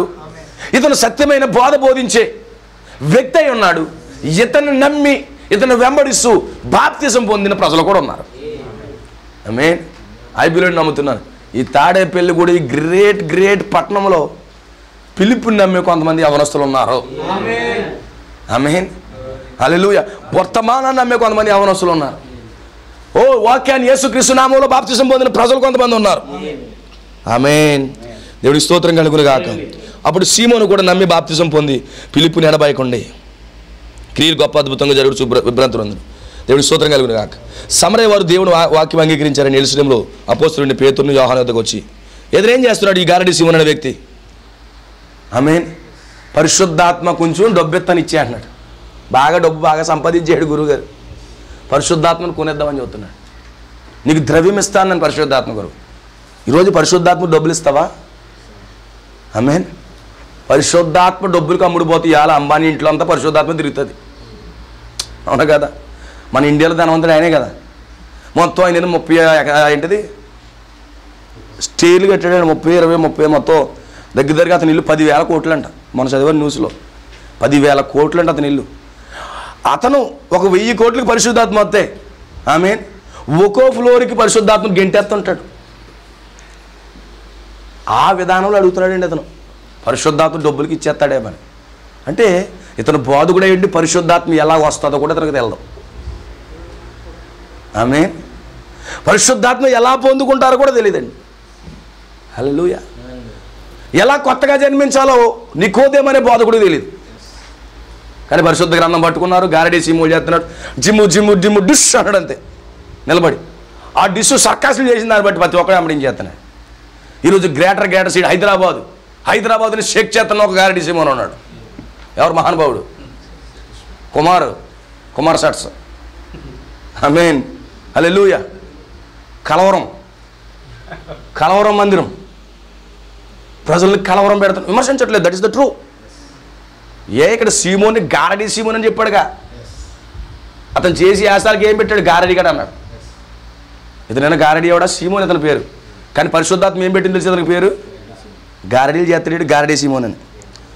దేవుడికి స్తోత్రం కలుగును కాక. ఈరోజు గారడీలు పనిచేయవు. జీవం కలిగిన పరిశుద్ధాత్మ అనేది అక్కడ ప్రదర్శింపబడాలి. ఈరోజు గారడీలు చేస్తూ ప్రజలు వెళ్ళిపోతున్నారు ముందుకి. అందుకే కలవరాలు పెడుతున్నారు పట్టణాల్లో. ప్రతి ఒక్కడో కూడా వెళ్ళిపోవడం, ఆ కలవరంలో పడిపోవడమే. ఆమేన్. 10,000 కట్టడానికి అంటాడు, అయిపోయింది. వీడి అకౌంట్లో ఉందంటే ఆ కలవరంలో ముగిచిపోయినట్టే. ఒక ఫోటోకి అంత, కేక్ కటింగ్ ఎంత. ఏం చేస్తున్నావు గారడీ? దానికే ప్రజలందరూ పట్టణాలన్నీ ఆకర్షించబడతారు. A shift, B shift, D shift. Amen. ఏం చేస్తున్నారు? ఆకర్షిస్తున్నారు. ప్రతి ఏరియాలో ఏం చేస్తున్నాడు? ఈ గారడీ సీమోను వెలిసిపోయారండి. అందుకే ప్రజలు దాన్ని గ్రహించాలని ముందు ఏం చెప్తున్నాడు? ప్రవక్తే కానీ కళ్ళ కనివాడు కానీ మీ మధ్యలో లేచి వాడు సూచక్రియలు జరిగించి వాళ్ళు ప్రార్థన చేయగా కార్యాలు జరిగినా ఆమేన్ వాడు ప్రార్థన చేయక అద్భుతాలు జరిగినా, వాడు వాక్యముగా కన్య దేవతల వెంట తిరిగాడంటే తిప్పాడంటే కనుక అతని వెంట మాత్రం వెళ్ళొద్దు అని చెప్పాడు. అందుకే మొదటి నిర్గమంలో ఊరుము తుమ్ముము ద్వారా వాడు అబద్ధ ప్రవచనం చెప్తున్నాడు, నిజమైన ప్రవచనం చెప్తున్నాడు, అక్కడ దేవుడు స్పష్టంగా బయలుపరిచేస్తున్నాడు. అలాగే రెండవ నిర్గమంలో కూడా అంతే, అపోస్తుల కాలంలో అంతే. మోసే కాలంలో అబద్ధాలు చెప్పుకొని చంపేశారు. ఆమేన్. ఎక్కడి నుంచి లెగిస్తున్నారు అన్నాడు, మీ మధ్యలో నుంచే పైకి లెగిస్తాడు. ఎక్కడి నుంచి? బయట నుంచి వస్తాడా? ఎక్కడి నుంచి వస్తాడు? మీ మధ్యలో నుంచి వస్తాడు అన్నాడు. అపోస్తులు పౌలేమన్నాడు, మీ మధ్యలో నుంచే క్రూరమైన తోడేళ్ళు వస్తాయి అన్నాడు. వారు మందను కనికరించాలంటే కోసి తినేస్తారు అనుకుంటున్నారా? ఆమేన్. ఏదో కోడి పెట్టిన కుక్కడ్డు పోయినట్టు పోతారు అనుకుంటారా? అలాంటి ఏముండదు. నీకు తెలియకుండానే రక్తం తాగేస్తారు నీ దగ్గర. అవునా కదా? కొరువుదేయులు అనేవారు కదా పాతకాలంలోనే. కొరువుదేయులు రక్త పింజరాలు. ఆమేన్. నీకు తెలియకుండా రక్తం జ్యూస్ అంతా లాగేస్తారు. ఎంతమందికి అర్థమవుతుంది? హల్లెలూయా. టైం అయితే చెప్పండి, ఆపేస్తాను. ఆమేన్. మళ్ళీ వారం రమ్మంటే వస్తానులే. దేవుడికి స్తోత్రం కలుగును. ఇప్పటికే కలవరం వచ్చేసింది. హల్లెలూయా. ఏదేమైనప్పటికీ మీరు రాకపోయి గోడలకు బోధించేస్తాను నేను. ఈ గోడలే విశ్వాసులుగా మారిపోతారని భవిష్యత్తులో అన్నాడు ప్రవక్త మాట. ఆమేన్. విశ్వాసులు కూర్చోడానికి ఎవరు లేకపోయినా ఈ గోడలకు బోధించేస్తాను అన్నాడు. మళ్ళీ ఈ గోడలే విశ్వాసులుగా మారిపోతారంట. ఎంత అద్భుతం అది! దేవుడికి స్తోత్రం కలుగునుగా. అలాంటి మాట ప్రవక్త చెప్పినప్పుడు పాస్టర్కి ఎలా ఉంటుంది అనుకున్నారు? ఆమేన్. ఆమేన్. బూస్ట్ అంత తాగేసాడు అనిపిస్తుంది. హల్లెలూయా. అందుకే చాలా విచారంలో బాధలో ఉన్నప్పుడు అలాంటి వాక్యాలు తగులుతుంటాయి నాకు. ప్రభువా చాలా బలహీనంగా ఉన్నాను, నాకు నేను బలపరిచి ప్రభు అనేటప్పటికి ఇంత జ్యూస్ ప్యాకెట్ అట్టుకొస్తాడు నా ప్రభు. ఎక్కడి నుంచి? వర్తమానంలోంచి. వెంటనే తాగేస్తాను, మళ్ళీ ఇంత కాండలో చేస్తుంటాయి. దేవుడికి మహిమ కలుగునుగా. హల్లెలూయా. గమనించండి, గమనించండి సోదరులారా. పరిశుద్ధాత్మ అనేది అమ్ముడుపోయేది కాదు. పరిశుద్ధాత్మ అనేది అమ్ముడుపోయేది కాదు. పరిశుద్ధాత్మ అనేది ఎలాగో అందుకోవాలి. పరిశుద్ధాత్మ చెప్తున్నాడు, పరిశుద్ధాత్మ పొందాలంటే నువ్వు మారు మనసు పొందాలి, పశ్చాత్తాపడాలి, ప్రభు అయిన యేసు క్రీస్తు నామములో బాప్తిసం పొందాలి. అప్పుడు నీకు పరిశుద్ధాత్మ అవుతుంది. నీకు 1000 కోట్లు ఉంటే దూసేత్తాకేనా బెలూన్లో గాలి అనుకుంటున్నాడు, బుయ్యో బుయ్యం అని కొట్టేస్తాక. పరిశుద్ధాత్మ గాలి కాదు, దట్ ఈస్ ద లైఫ్. పరిశుద్ధాత్మ that is the Jesus Christ. యేసు క్రీస్తు నీలోకి రావాలంటే యేసుక్రీస్తు డబ్బులు కొత్తాడా? అంబానీ కంటే డబ్బులు ఉన్నాడు మన దేవుడు. అవునా కదా?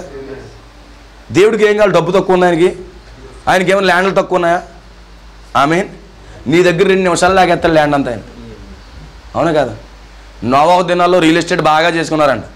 చాలా చాలా చాలా చాలా నాకు ఎంత ల్యాండ్ ఉంది ఎంత ల్యాండ్ అనుకున్నారంట. ఒక్క 40 దినాల్లో మొత్తం సీన్ మార్చేయడట. మార్చాడు లేదా?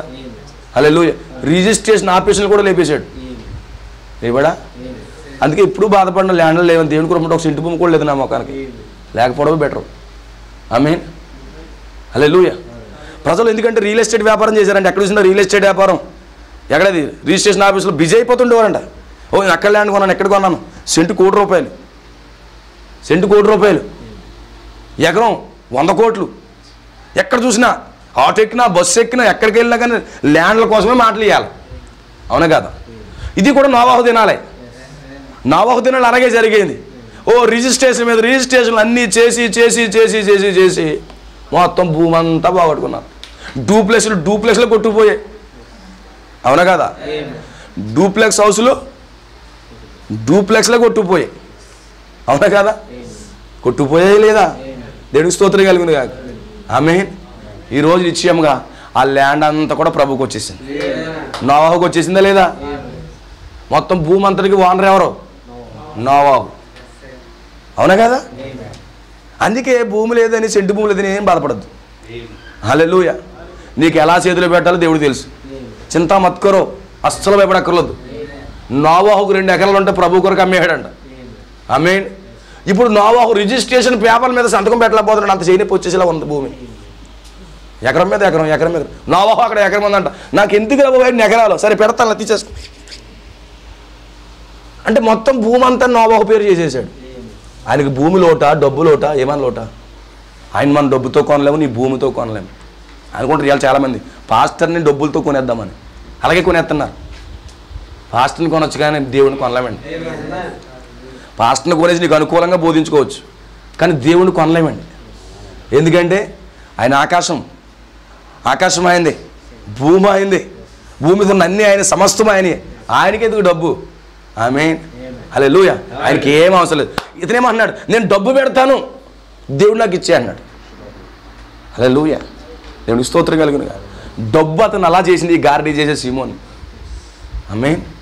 చూడండి, ఈ యొక్క అపోస్తుల కాలంలో అలాంటి వ్యక్తులు ఉన్నారు. సంఘం గుర్తుపట్టాలి. అయితే దేవుడు ఈ గారడీలు చేస్తున్న మధ్యలో ఒక అనాయింటెడ్ ప్రీచర్ని దేవుడు పంపించాడు. ఆమేన్. గమనించండి, ఈ గారడీ బోధన మధ్యలో దేవుడు ఎల్లప్పుడూ, దేవుడు మిమ్మల్ని ఎన్నుకుంటే ఒక అభిషేకించబడినటువంటి బోధకుని దేవుడు పంపిస్తాడు. ఫిలిప్పు అనాయింటెడ్ ప్రీచర్, అభిషేకించబడిన వ్యక్తి. అందుకే గమనించాలి, అతను గారడీలు చేస్తున్నాడు, సత్యమును ప్రకటిస్తున్నాడు.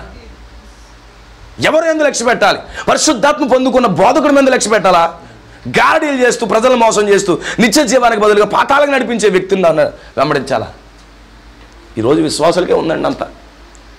వెళ్ళకపోతే ఊరుకోరండి. ఊరుకోపోతే ఏం చేస్తారు? సంఘం నుండి సమాధి చేద్దంతే, పరలోకం తీసుకెళ్ళి మర్చిపోవద్దు.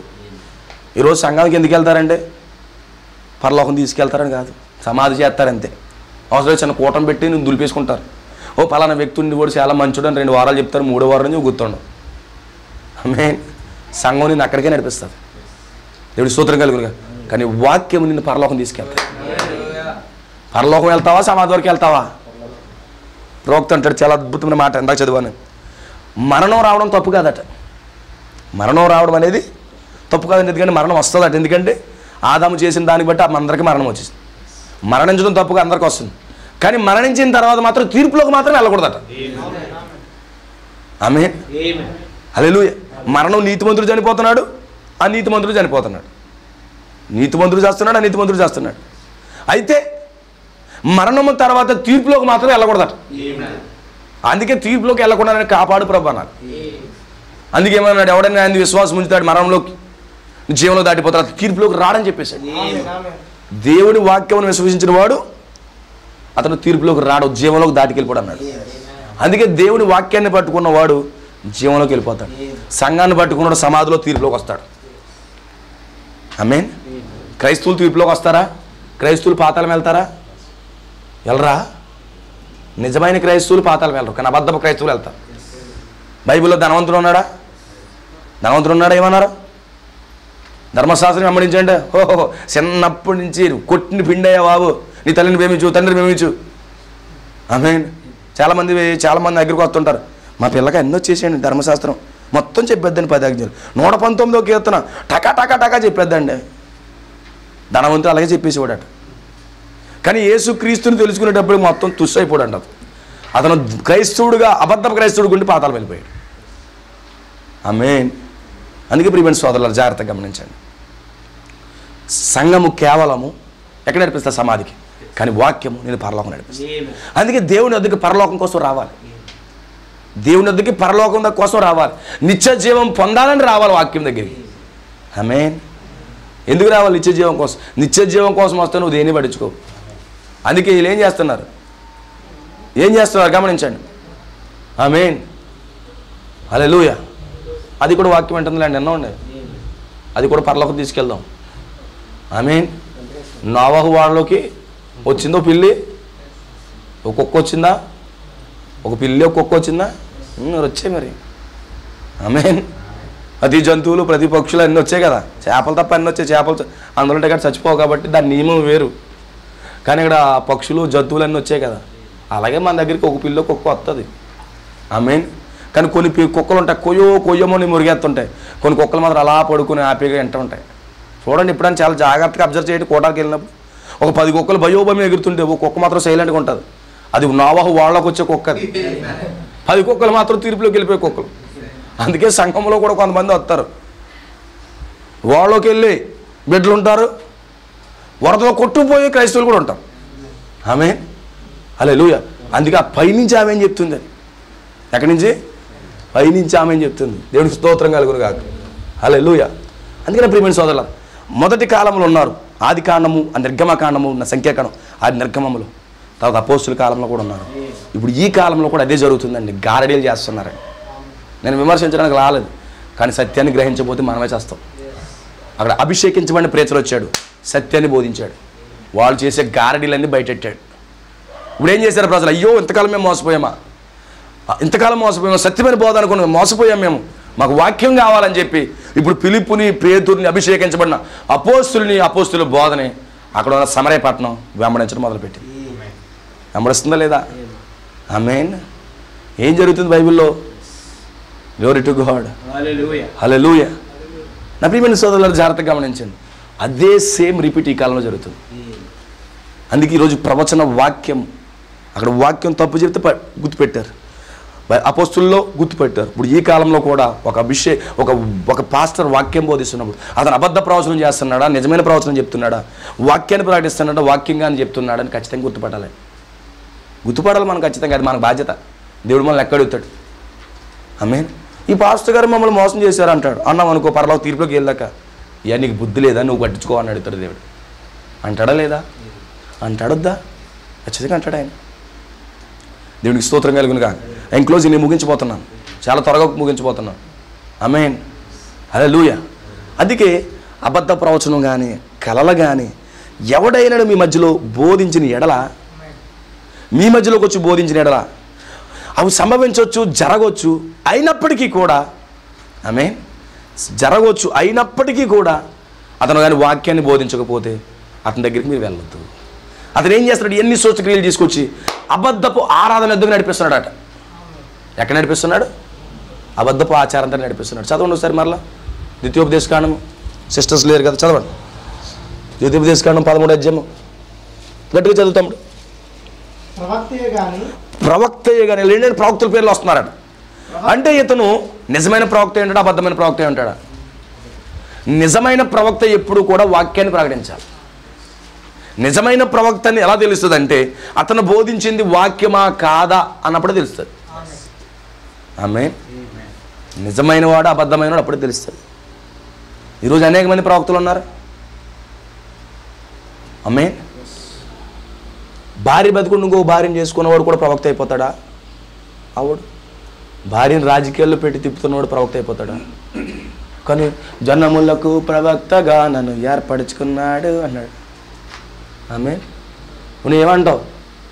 అయ్యి బాబు మహానుభావుడు అండి బాబు, ఉద్యోగం వచ్చేస్తుంది, చేత చాలా తెల్లగా ఉన్నాడు బాబు, ఇలాగంటాడు, ఇప్పుడు ఇలాగే అంటాడు. ఆమేన్, హల్లెలూయా.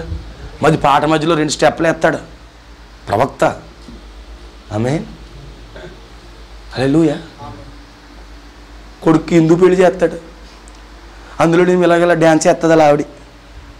వాళ్ళు ప్రవక్త అంటున్నారు. మరి ఎలా నమ్ముతున్నారు? మనము ఎలా నమ్ముతున్నాం? మనం వాక్యాన్ని గ్రహిస్తున్నారా క్రైస్తవులుగా? మనము ప్రవక్త అంటే అతని పేరు కలలుగా అంటున్నాడు అంట. అతను చిన్న చిన్న మ్యాజిక్లు చేస్తున్నాడు అంట, ట్రిక్లు. ఆమేన్, హల్లెలూయా. చిన్న మ్యాజిక్లు చేస్తున్నాడు, ట్రిక్లు. కొన్ని ఉంటాయి ట్రిక్లు పెడుతుంటారు కదా ఆళ్ళలో, ఆ శక్తి ఈ శక్తి అని చెప్పేసి యూట్యూబ్లో పెడుతుంటారు. కొంతమంది ట్రైనింగ్ పీరియడ్ ఉంటుంది కొంతమందికి. ఆమేన్, హల్లెలూయా. రోగం వచ్చినప్పుడు ఎలా వస్తాడండి? రోగం వచ్చినప్పుడు ఎలా ఉంటాడు? ఆమేన్, చాలా బాధగా వస్తాడు. ఫోన్లే రోగం తగ్గినప్పుడు ఎలాగెళ్తారు? కొంచెం ఎంతో కొంత కొంచెం బాధ లోపల ఏదో ఉంటుంది. కానీ నటించి వాళ్ళు ఎక్కువ ఏం చేస్తారంటే ఇంకా పెద్ద పెద్ద స్టెప్లు వేసుకుని వెళ్ళిపోతూ ఉంటారు. అందుకే వాళ్ళు ప్లే చేస్తున్నారండి. వాళ్ళు ప్లే చేయడం తప్పేం కాదు. ఎందుకంటే వీళ్ళు మొత్తం కిరాయి కుదిరేరు. వాళ్ళు నిజమైన కిరాయి కుదిరే అంటే ఇలాంటి వాళ్ళు కూడా తయారు చేసుకుంటున్నారు గారడీ వాళ్ళు. మనం వాళ్ళని నమ్ముతామండి, వాళ్ళ మీద లక్ష్య పెడతామండి. కొన్ని ఇప్పుదగలు వెళ్తాడు, అయ్యి బాబు తగ్గింద్ర బాబు అని. నిజంగా దేవుడు స్వస్థపరిచాడు, అది 100% ఐ బిలీవ్. ఆమేన్. ఏళ్ళు అనుకున్నాడుగా దేవుడు స్వస్థపరచాడు. ఆమేన్, హల్లెలూయా. చాలా దారుణంగా ఉన్నాడు పరిస్థితులు. కళలు అన్నీ సంభవిస్తున్నాయి. అయినప్పటికీ కూడా అబద్ధపు ఆరాధన దగ్గర నడిపిస్తే, వాక్యములు లేని బోధలకి, వాక్యములు లేని బాప్తిస్మాలకి, వాక్యములు లేనటువంటి ఆచారాలకి, వాక్యము లేని పండగలకు కానీ మిమ్మల్ని నడిపిస్తే వారిని మీరు వెంబడించవద్దు. వారిని మీరు వెంబడించవద్దు, వాక్యాన్ని వెంబడించండి మోషే కాలంలో దేవుడు చెప్తున్నాడు.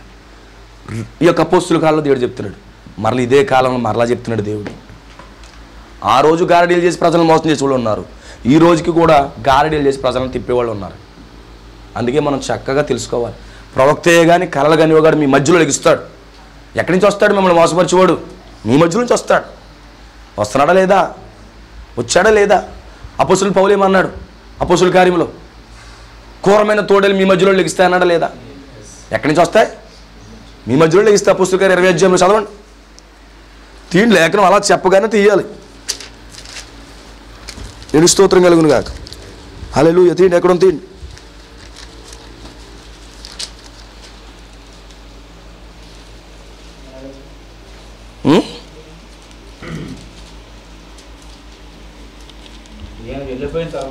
చదవండి. ఎంతది? చదవండి తమ్ముడు. నేను వెళ్ళిపోయిన తర్వాత క్రూరమైన తోడేళ్ళు మీలో ప్రవేశించునని నాకు తెలియదు. వారు ఈడ్చుకొని వారు మందని కనికరింపరు. మరియు శిష్యులు తమ వెంట ఈడ్చుకొని పోవాలని వంకర మాటలు పలుకుచు మనుష్యులను మీలోనే బయలుదేరు. ఎలా ఉన్నారు? వంకర మాటలు చెప్తూ మీలోనే బయలుదేరు. కావున నేను 3 సంవత్సరాలు రాత్రి మగలు కన్నీళ్ళు విడుచు ప్రతి మనుషులకు మానక బుద్ధి చెప్పింది మీరు జ్ఞాపకం చేసుకుని మెలకుగా ఉండు అన్నాడు లేదా? వాళ్ళు ఎక్కడి నుంచి లెగిస్తారట? మీలో నుంచే లెగిస్తారు. అపోస్తల కాలంలో చెప్పాడా? మోషే కాలంలో చెప్పాడా? మరలా ఈ కాలం కూడా జరుగుతుంది. జరిగిందే మరలా జరుగుతుంది. సూర్యుడి కింద నూతనమైంది ఏమీ లేదు. సూర్యుడి కింద చరిత్ర దానికి అదే పునరావృతం అవుతుందని చెప్పాడు. సో ఖచ్చితంగా మనం దీన్ని తెలుసుకోవాలి. అబద్ధ ప్రవచనాన్ని, అబద్ధపు వాక్యాన్ని నమ్మొద్దు. నేను ఏదో చెప్దాం అనుకున్నాను, టైం అయిపోయింది. ఆమేన్. ప్రభు చిత్తమైతే ఆ వర్తమానం జాగ్రత్తగా దాచుకుని వేరే చోట చెప్తాను. దేవుడి చిత్తమైతే.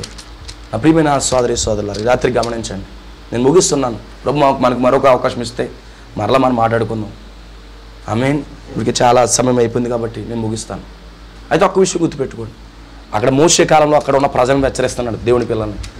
అపోస్తుల కాలంలో మొట్టమొదటి కాలంలో దేవుడి ప్రజలను హెచ్చరిక చేస్తాడు. ఈ కాలంలో కూడా అదే జరుగుతూ ఉంది. అక్కడ మోషే హెచ్చరిక చేశాడు, పౌలు గారు హెచ్చరిక చేశాడు. ఈ కాలంలో విలియం బ్రానమ్ సేవకుడు 7వ దూత హెచ్చరిక చేశాడు, హెచ్చరిక చేస్తున్నాడు. మనం ఖచ్చితంగా చాలా జాగ్రత్తగా ఉండాలి. వాళ్ళు మందను కనికరించరు. అందుకే సంఘం చాలా యాక్టివ్గా ఉండాలి, చాలా యాక్టివ్గా ఉండాలి. మొదటి సంఘం మోషే కాలంలో యాక్టివ్గా ఉన్నారు, పౌలు కాలంలో యాక్టివ్గా ఉన్నారు. ఇప్పుడు ఈ కాలంలో కూడా యాక్టివ్గా ఉంటే ఎవడ పడితే వాడు సంఘాలు చీల్చేసి సంఘాలు పెట్టేస్తుంటే సంఘం పట్టుకోవాలి. సంఘం ఏం చేయాలి? పట్టుకోవాలి. కానీ వాడు వెనకాల తోక ఊడ్చుకుంటూ పోతున్నారండి. వాడికి ఆత్మ లేదు, వీళ్ళకి ఆత్మ లేదు. వాడికి ఆత్మ లేదు, వీళ్ళకి ఆత్మ లేదు. కానీ యథార్థ సంఘం అయితే లేచి నువ్వు వాడిని పట్టుకుంటారు. అయ్యో నువ్వు చెప్పింది కరెక్టే కాదని. ఈరోజు ఖచ్చితంగా ఏ ప్రీచరు, నేను వెళ్ళిపోతాను ఇప్పుడు నా ప్రీచింగ్ వాక్యాన్ని పెట్టి చూడండి. నేను చెప్పే వాక్యానికి సరిపోతలేదు చూడండి. నేను చెప్పే బాప్తిజం వాక్యానికి సరిపోతలేదు చూడండి. నేను బోధించే బోధ వాక్యాన్ని సరిపోతలేదు చూడండి. సరిపోకపోతే మీరు నన్ను అడగవచ్చు. హల్లెలూయా. దేవుడు సంఘానికి అధికారం ఇచ్చాడు సంఘానికి. ఆమేన్. దేవుడి స్తోత్రం కలుగునుగా. ఏది పడితే తినేకండి, ఏది పడితే తినకండి, వాక్యాన్ని తినండి. ఈరోజు అనేకమైనటువంటి పొల్యూట్ అయిపోయింది. వీళ్ళు ఏం చేస్తారు? వంకర మాటలు చెప్తారట. వాక్యాన్ని వంకర చేసేది ఎవరు? సాతానుడు. ఆ రోజు దేవుడు ఏం చేశాడు? ఈ తోట చెట్ల ఫలములన్నింటిలో నిరభ్యంతరంగా తినవచ్చు అన్నాడు. తినవచ్చు అన్న పదాన్ని వంకర చేసింది ఎవరు? సాతానుడు. ఇక్కడ ఏం చెప్తున్నాడు పౌలు గారు? వారు వంకర మాటలు చెప్పి శిష్యులు తాము వెంట తీసుకెళ్ళిపోవాలని వాళ్ళు వంకర మాటలు చెప్తారన్నాడు. వాక్యాన్ని ఎప్పుడు వంకర చేసేది ఎవరు? సాతానుడు. వాక్యాన్ని వంకర చేసేది ఎవరు? ఇప్పుడు సాతానుడు. ఆమేన్. ఖచ్చితంగా వంకర అవుతుంది వాక్యం. వీళ్ళ స్వార్థం కోసం వాక్యాన్ని మారుస్తున్నారు, వీళ్ళ స్వార్థం కోసం వాక్యాన్ని మార్చేస్తున్నారు, కలిపి చెరిపేస్తున్నారు. కానీ ఇలాంటి వాళ్ళ విషయంలో మనం చాలా జాగ్రత్తగా ఉండాలి, మనం పట్టుకోవాలి. ఈ కాలంలో కూడా అదే జరుగుతూ ఉంది. నా ప్రియమైన సోదరి సోదరులారా, ఈ రాత్రి దేవుడు మిమ్మల్ని దీవించునుగాక. అందుకే ప్రవచనం అనగా జరగబోయే చెప్పేది. అయితే ఖచ్చితంగా ఇర్మియా చెప్తున్నాడు పరిశుద్ధ గ్రంథంలో, ఇజ్రాయేల్ ప్రజలు 70 సంవత్సరాలు చెరకెళ్ళిపోబోతున్నారు. అది దేవుని చేత పొందుకున్నటువంటి ప్రవచనం, వాక్యం అది. కానీ అదే సమయంలో ఇంకో వ్యక్తి లేచాడు అక్కడ, అనన్య అనే వ్యక్తి. అనన్య అనే వ్యక్తి లేచి ఏం చేశాడు? ఇజ్రాయేల్ ప్రజలారా, మీరు 70 సంవత్సరాలు చెరలోకి వెళ్ళరు, ఓన్లీ 2 years అన్నాడట. నిజమైన ప్రవచనానికి అబద్ధ ప్రవచనం వ్యతిరేకంగా చెప్పినందుకు దేవుడు అనన్యాన్ని చంపేశాడట. ఆమేన్. ఎంత డేంజర్గా ఉందో చూడండి. దేవుడు అంత గొప్ప దేవుడు అండి. ఆమేన్. ఆ రోజు ఏదైనా తోటలో వాక్యాన్ని వంకర చేశాడు సాతానుడు, వాడు వెన్నుముక విరిచేశాడు.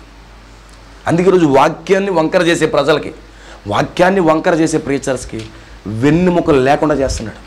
అందుకే వాళ్ళు ప్రీచర్స్ కానీ వెన్నుముక లేని ప్రీచర్స్. గుర్తుపట్టుకోవాలి, వెన్నుముక ఉందా లేదా ప్రీచర్కి. ఒకవేళ వెన్నుముక లేదంటే కనుక దేవుడు ఇరిచేసాడు ఎక్కడో. ఎక్కడో రాజీ పడ్డాడు కాబట్టి. ఆమేన్, హల్లెలూయా. అందుకే అన్న ఏం చేశాడు? 2 సంవత్సరాలు అన్నాడు, ఇరిమియా 70 సంవత్సరాలు అన్నాడు. సత్యమే అసత్యం చెప్పాడు, అసత్యం చెప్పినప్పుడు దేవుడు లేపేశాడు. కానీ సత్యం నిలబడింది. వాళ్ళు ఇరిమియా చెప్పినట్టుగానే 70 సంవత్సరాలు చెరలోకి వెళ్ళిపోయారు. నిజమైనటువంటి ప్రవచనం ఎప్పటికీ చనిపోదండి. అది నిజమైన ప్రవచనం ఎన్నటికీ చనిపోదు. ప్రవచనాన్ని నమ్మని వారు చేస్తారేమో కానీ వాక్యం ఇప్పటికీ చచ్చిపోదండి. ఆమేన్. వాక్య ప్రవచనాన్ని చంపే అధికారం ఎవడికి లేదు, ఎవడు చంపలేడు కూడా. అందుకే ప్రవచనం ఎన్నడూ మరణించదట. దేవునికి స్తోత్రం కలుగునుగా. హల్లెలూయా. అదే ఇప్పుడు ప్రవచనాలు యేసుప్రభువు వారు శిష్యులు చెప్తున్నారు, ప్రవచనం ఇప్పుడు కానీ చనిపోద్ది అనుకుంటున్నావా? I M the prophecy. నేనే ప్రవచనం. నేను సమాధిలోకి వెళ్తాను, బయటకు వచ్చేస్తాను. ఆమేన్. ప్రవచనాన్ని గుర్తించినటువంటి మందమత్తులారా అన్నాడు. ఎవరు మందమత్తులు? దేవుణ్ణి యేసుప్రభువు ఉన్నంతకాలం తిరిగి ఉన్నవాళ్ళు. ఆ ప్రవచనం ఏమైంది? ఎక్కడ ప్రవచనం అది? యేసుక్రీస్తు ఏదేని తోటలో 3 అధ్యాయములు చేసిన ప్రవచనం అది. నేను స్త్రీ సంతానంగా వస్తాను, తిరిగి మిమ్మల్ని విమోచిస్తాను, ఏదేని తోటకు తీసుకొస్తానని. ఆ ప్రవచనం ఏమైంది? సమాధిలోకి వెళ్ళింది. ఆ ప్రవచనం ఏమైంది? తిరిగి లేచింది. ప్రవచనాన్ని ఎవడో చంపలేడు, అది చనిపోదు ఇప్పటికీ కూడా అన్నాడు. మందమత్తులారా ప్రవచనాలు చూడండి. యేసుక్రీస్తు చనిపోయి 3వ దినం లేస్తానని చెప్పలేదా? మనిషి కుమారుడు భూమిలోకి వెళ్ళి వస్తానని చెప్పలేదా? యోనా గోచన సూచన వినలేదా మీరు? వచ్చేసాను బయటికి. దేవుడి స్తోత్రం కలుగును గాక. సో అనేక విషయాలు ఉన్నాయి. ప్రభు చిత్తమైతే మన తర్వాత మాట్లాడుకుందాం. అయితే గుర్తుపెట్టుకోండి, మీ మధ్యలో ఎలా అబద్ధ ప్రవచనాలు గుర్తించండి, అబద్ధపు ప్రవచనాన్ని గుర్తించండి, నిజమైన ప్రవచనాన్ని గుర్తించండి, నిజ సేవకుని గుర్తించండి, అబద్ధ సేవకుని గుర్తించండి, నిజ దర్శనాన్ని గుర్తుపెట్టండి, అబద్ధ దర్శనాన్ని గుర్తుపెట్టండి. అబద్ధ ప్రవచనం చెప్పిపోడు నేను తప్పుడు ఆరాధన తీసుకెళ్తాడు. కానీ నిజ ప్రవచనం అనగా నిజమైన వాక్యం చెప్పినోడు ద ట్రూ వర్షిప్లో నడిపిస్తాడు. మీరు ట్రూ వర్షిప్లో నడిపించమనండి. అందుకే ఆయన దేవుడు ఆత్మ కనుక ఆరాధించేవారు ఆత్మతోనూ సత్యముతోనూ ఆరాధించాలి. ఇప్పుడు సత్యమైన ఆరాధనలోనికి మనం రావాలంటే ద ట్రూ ప్రాపసీ మనకు అవసరం, నిజమైన బోధ అవసరం, సత్యమైన బోధ అవసరం. అప్పుడే నిజమైన ఆరాధన చేయగలవు. అందుకే మన పరిశుద్ధ గ్రంథంలో ఈ మనుషులు పెదవులతో నన్ను గణపరిచారు కానీ ఒక హృదయం దూరంగా ఉంది. That is false worship. అది అబద్ధపు ఆరాధన. వాళ్ళు పెదాలతో కనపరుస్తారు, పెద్ద పెద్ద పెద్ద పెద్ద వాళ్ళంట దేవతల్లా పాటలు పాడతారంట, కానీ దెయ్యాల్లా బ్రతుకుతారట. మనం నోటి ద్వారా పాటలు పాడతాం, మంచిదే, కానీ మన హృదయం దూరం ఉంటుంది. ఫాల్స్ వర్షిప్ చేస్తున్నామేమో. అందుకే ఏం చేయాలి మనం? ఆమేన్, హల్లెలూయా. అబద్ధ ప్రవచనాలు నిజ ఆరాధనకు దూరం చేస్తాం. కానీ రియల్ వర్షిప్ ఎవరు తీసుకొస్తారంటే నిజమైన వాక్యం తీసుకొస్తారు. దేవుని స్తోత్రం కలుగును గాక. అందుకే సమర స్త్రీ పాపంలో పడిపోయిన సమస్త్రీ బావిదేవి కలుసుకున్నప్పుడు ఏం చేస్తున్నాడు? దేవుని ఆత్మతోనూ సత్యముతో ఆరాధించాలి. కొండల మీద అక్కడెక్కడ కాదు, ఇప్పుడు ఆత్మతోనూ సత్యముతో ఆరాధించాలి. ఆత్మ అనగా పరిశుద్ధ ఆత్మ, సత్యం అనగా వాక్యం. పరిశైలికి తెల్లది ఎలా ఆరాధించాలో, కానీ పాపం చేసి వ్యభిచారంలో నుంచి లేచినటువంటి సమర స్త్రీకి నిజమైన వర్షిప్ కోసం దేవుడు చేసి. ఆమేన్. దేవునికి స్తోత్రం కలుగును కాక. ఈరోజు రియల్ వర్షిప్ నడిపించబడాలంటే నీకు రియల్ ప్రాఫిట్ ఉండాలి, రియల్ ప్రవచనం ఉండాలి నీకు. అప్పుడే నిజమైన ఆరాధన చేస్తావు. నిజమైన ఆరాధన చేయకుండా నువ్వు పరలోకం వెళ్ళవు. సత్యమైనటువంటి వర్షిప్ చేయకుండా పరలోకం వెళ్ళవు. ఆమేన్. నిజమైన భక్తి చేయకుండా నువ్వు పరలోకం వెళ్ళవు. గారడీగాలు వెంబడిస్తే మన బ్రతుకులు కూడా గారడీలు అయిపోతాయి. అందుకే అక్కడ ఫిలిప్ వచ్చాడు, ఫిలిప్ మాట విన్నారు, ఫిలిప్ ప్రకారంగా బాప్తిసం పొందారు, ఫిలిప్ని వెంబడించడం మొదలుపెట్టారు. ఆ గారడీ సీమను విడిచిపెట్టేసి ఫిలిప్ని వెంబడించడం మొదలుపెట్టారు. అందుకే ఈరోజు మనం వాక్యాన్ని వెంబడించినప్పుడు దేవుడు మనకు నిత్యజయం ఇస్తాడు. ప్రభు ఈ కొద్ది మాటలను దేవుడు దీవించును గాక. May God bless you all. మోకరించుకుందాం, చిన్న ప్రార్థన చేసుకుని ముగించుకుందాం. Thank you father, hallelujah. Thank you Jesus, thank you father. నీకు వందనాలు తండ్రి, నీకు మహిమ కలుగును గాక ప్రభువా. ఓ దేవా, నీకు స్తోత్రాలు చెల్లిస్తున్నాం ప్రభువా, నీకు కృతజ్ఞతలు చెల్లిస్తున్నాం తండ్రి. ఓ ప్రభు, ఈరోజు సత్యమైన ఆరాధన వైపు నడిపించినందుకు వందనాలు. ఓ ఈరోజు ఈ కాలంలో కూడా ఒక ప్రవక్తను పంపించావు. అబద్ధం చెప్పే ప్రవక్త కాదు, నిజ ప్రవచనం చెప్పే ప్రవక్తని. ఓ అందుకే 7 ప్రవచనాలు చెప్పాడు తండ్రి. ఓ తండ్రి, నీకు స్తోత్రాలు ప్రభువా. ఓ దేవానికి మహిమ కలుగును గాక. ఓ దేవానికే స్తోత్రాలు ప్రభువా. సాయం చేయండి, సహాయం చేయ ప్రభువా, సహాయం చేయ తండ్రి, సహాయం దయచే ప్రభువా. నీ కృతజ్ఞతలు ప్రభువా, సాయం చేయండి ప్రభువా. ఓ దేవ, ఇదిగో నిజమును వెంబడించే కృప మాకు దయచే. గారడీల వైపు మేము లక్ష్య పెట్టకూడదు, గారడీల వైపు మేము లక్ష్య పెట్టకూడదు, మేము వాక్యం వైపు లక్ష్య పెట్టాలి తండ్రి. తండ్రి, మీరు మాకు సహాయం దయచేయండి, మీరు బలపరచండి ప్రభువా. నీ కృప మాకు దయచేయండి తండ్రి. అండ్ ప్రతి ఒక్కరు కూడా ప్రభు సమర్పించుకోండి, ప్రభు సమర్పించుకోండి, ప్రభుకి అర్పించుకోండి. Thank you Lord Jesus. ఓ ప్రభువా, ఓ కలగనివాడు పైకి లేచి అనేక సంఘటనలు సోతక్రియలు చేసి అన్య దేవతలకు తిరిగితే అతన్ని వెంబడించొద్దని వాక్యం చెప్తుంది. మొదటి నిర్గములు అదే జరిగింది, రెండో నిర్గములు అదే జరిగింది, ఇప్పుడు ఈ కాలంలో కూడా అదే జరుగుతుంది.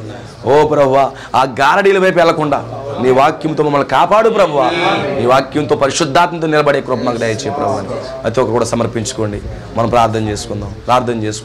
నా ప్రియమైన సోదరులారా, మీరు గుర్తుపట్టండి, అబద్ధ ప్రవచనం ఏదో నిజ ప్రవచనం మీద గుర్తుపట్టండి. అబద్ధ ప్రవచనం నేను పాతాలను నడిపిస్తే, నిజ ప్రవచనం నేను పరలోకం నడిపిస్తాను. నిజ ప్రవచనాన్ని నువ్వు వెంబడించు, దాన్ని గుర్తించు, నిశ్చయంగా నువ్వు పరలోకం చేరుకో. ప్రభు ఈ మాటలు దీవించును గాక. మనం ప్రార్థన చేద్దాం. పరిశుద్ధుడైన తండ్రి, మహోన్నతుడా, సర్వోన్నతుడా, నీకు స్తోత్రాలు నాయన. ఎంత అద్భుతమైన దేవుడు ప్రభు. ఈ రాత్రి నీ వాక్యాన్ని ఇచ్చావు, నేను చూడగలుగుతున్న ఈ రాత్రి మా మధ్యలో ఉన్నావు తండ్రి. నీ వాక్యం ఇక్కడ ఉంది ప్రభు. తండ్రి, ఈరోజు మాకు స్పష్టమైన ప్రత్యక్షతను ఇచ్చినందుకు వందనాలు తండ్రి. నేను రాత్రి దీవించబడ్డాను. ప్రభు నీకు స్తోత్రాలు నాయన. ప్రభు స్పష్టమైన వాక్యాన్ని ఇస్తున్నావు. ఆ రోజు మొదటి నిర్గమములో అబద్ధ ప్రవచనం చెప్పిన వాళ్ళ సంఘం గుర్తించింది. రెండో నిర్గమంలో అబద్ధ ప్రవచనం చెప్పిన వాళ్ళు సంఘం గుర్తించింది. ఇప్పుడు కూడా అబద్ధాన్ని చెప్తున్న వారిని సంఘం గుర్తించాలి. ప్రభా, నిశ్చయంగా ప్రభా, సంఘానికి అంత మెచ్యూరిటీ, అంత పరిశుద్ధాత్మ నింపుదల మీరు దయచేయండి. గారడీల వైపు వెంబడించకూడదు, గారడీల వైపు తిరగకూడదు ప్రభువా. తండ్రి, నిశ్చయంగా నీ వాక్యాన్ని వైపు తిరిగి నీ వాక్యాన్ని వెంబడించే అద్భుతమైన కృప నీ బిడ్డలకు దయచేయండి ప్రభు. ఈ రావిగుంటలో ఉన్నటువంటి ప్రభువా, దేవి బిడ్డలకు అనుగ్రహించండి. వాక్యాన్ని ప్రేమించండి. అనేక సార్లు కూడికి పెడతాను వస్తాను ఉన్నారు. బిడ్డలు దీవించండి, మీరు ఆశీర్వదించండి. నీ కనికరము దయచే తండ్రి. పరిపూర్ణ నీ హస్తాలకు అప్పగిస్తున్నాం ప్రభు. కూడికి నిమిత్తం ప్రభువా స్థలం ఇచ్చినటువంటి కుటుంబాన్ని దీవించండి. సైమన్ గారి కుటుంబాన్ని, తన భార్య బిడ్డలు దీవించండి. ఈ యొక్క స్థలము దీవించబడును గాక, ఈ స్థలం ఆశీర్వదింపబడును గాక. తండ్రి, నీకు మహిమ చెల్లిస్తున్నాం. త్వరలో నీ గృహం పూర్తవును గాక తండ్రి. నీకు మహిమ కలుగును గాక తండ్రి. నిశ్చయంగా ప్రభా, ఇక్కడ ఉన్నటువంటి యవనస్తులు దీవించండి. ప్రభా, ఇగో నిశ్చయంగా ప్రభా, సహోదరుడు విజయ్ కుటుంబాన్ని దీవించండి. ఇంకో సిస్టర్ వచ్చింది, తన కుటుంబాన్ని దీవించండి. సహోదరుడు వచ్చాడు, తన కుటుంబాన్ని ఆశీర్వదించండి ప్రభు. ఇక్కడ పరిశుద్ధులందరినీ మీరు దీవించండి. ప్రభా, గారడి ఏంటో, నిజమైన ప్రవచనం ఏంటో ప్రజలు గుర్తించి ప్రభువా వెంబడించేటటువంటి కృప దయచేయండి. ఈ రాత్రి ఎంతవరకు మాకు తోడుగున్నందుకు వందనాలు. నీ వాక్యం ఇచ్చినందుకు నీకు స్తోత్రాలు. వచ్చినప్పుడు క్షేమంగా తీసుకొచ్చావు, తిరిగి వెళ్తుండగా క్షేమంగా నడిపించు. పరిపూర్ణంగా నీ హస్తాలుగా అప్పగించుకోండి ప్రభు అయిన యేసుక్రీస్తు నామములో ప్రార్థిస్తున్నాము, ఆమేన్. మన ప్రభువైన యేసుక్రీస్తు యొక్క అద్భుతమైన కృప ఈ రాత్రి మనందరికీ తోడేయండి. సత్యమైన ప్రవచనాన్ని వెంబడించేటువంటి అద్భుతమైన కృప దేవుడు మనందరికీ అనుగ్రహించును గాక. ఆమేన్, ఆమేన్, ఆమేన్. God bless you all. ప్రభు మిమ్మల్ని దీవించును గాక. God bless you. అందరికీ షాలోమ్. God bless you.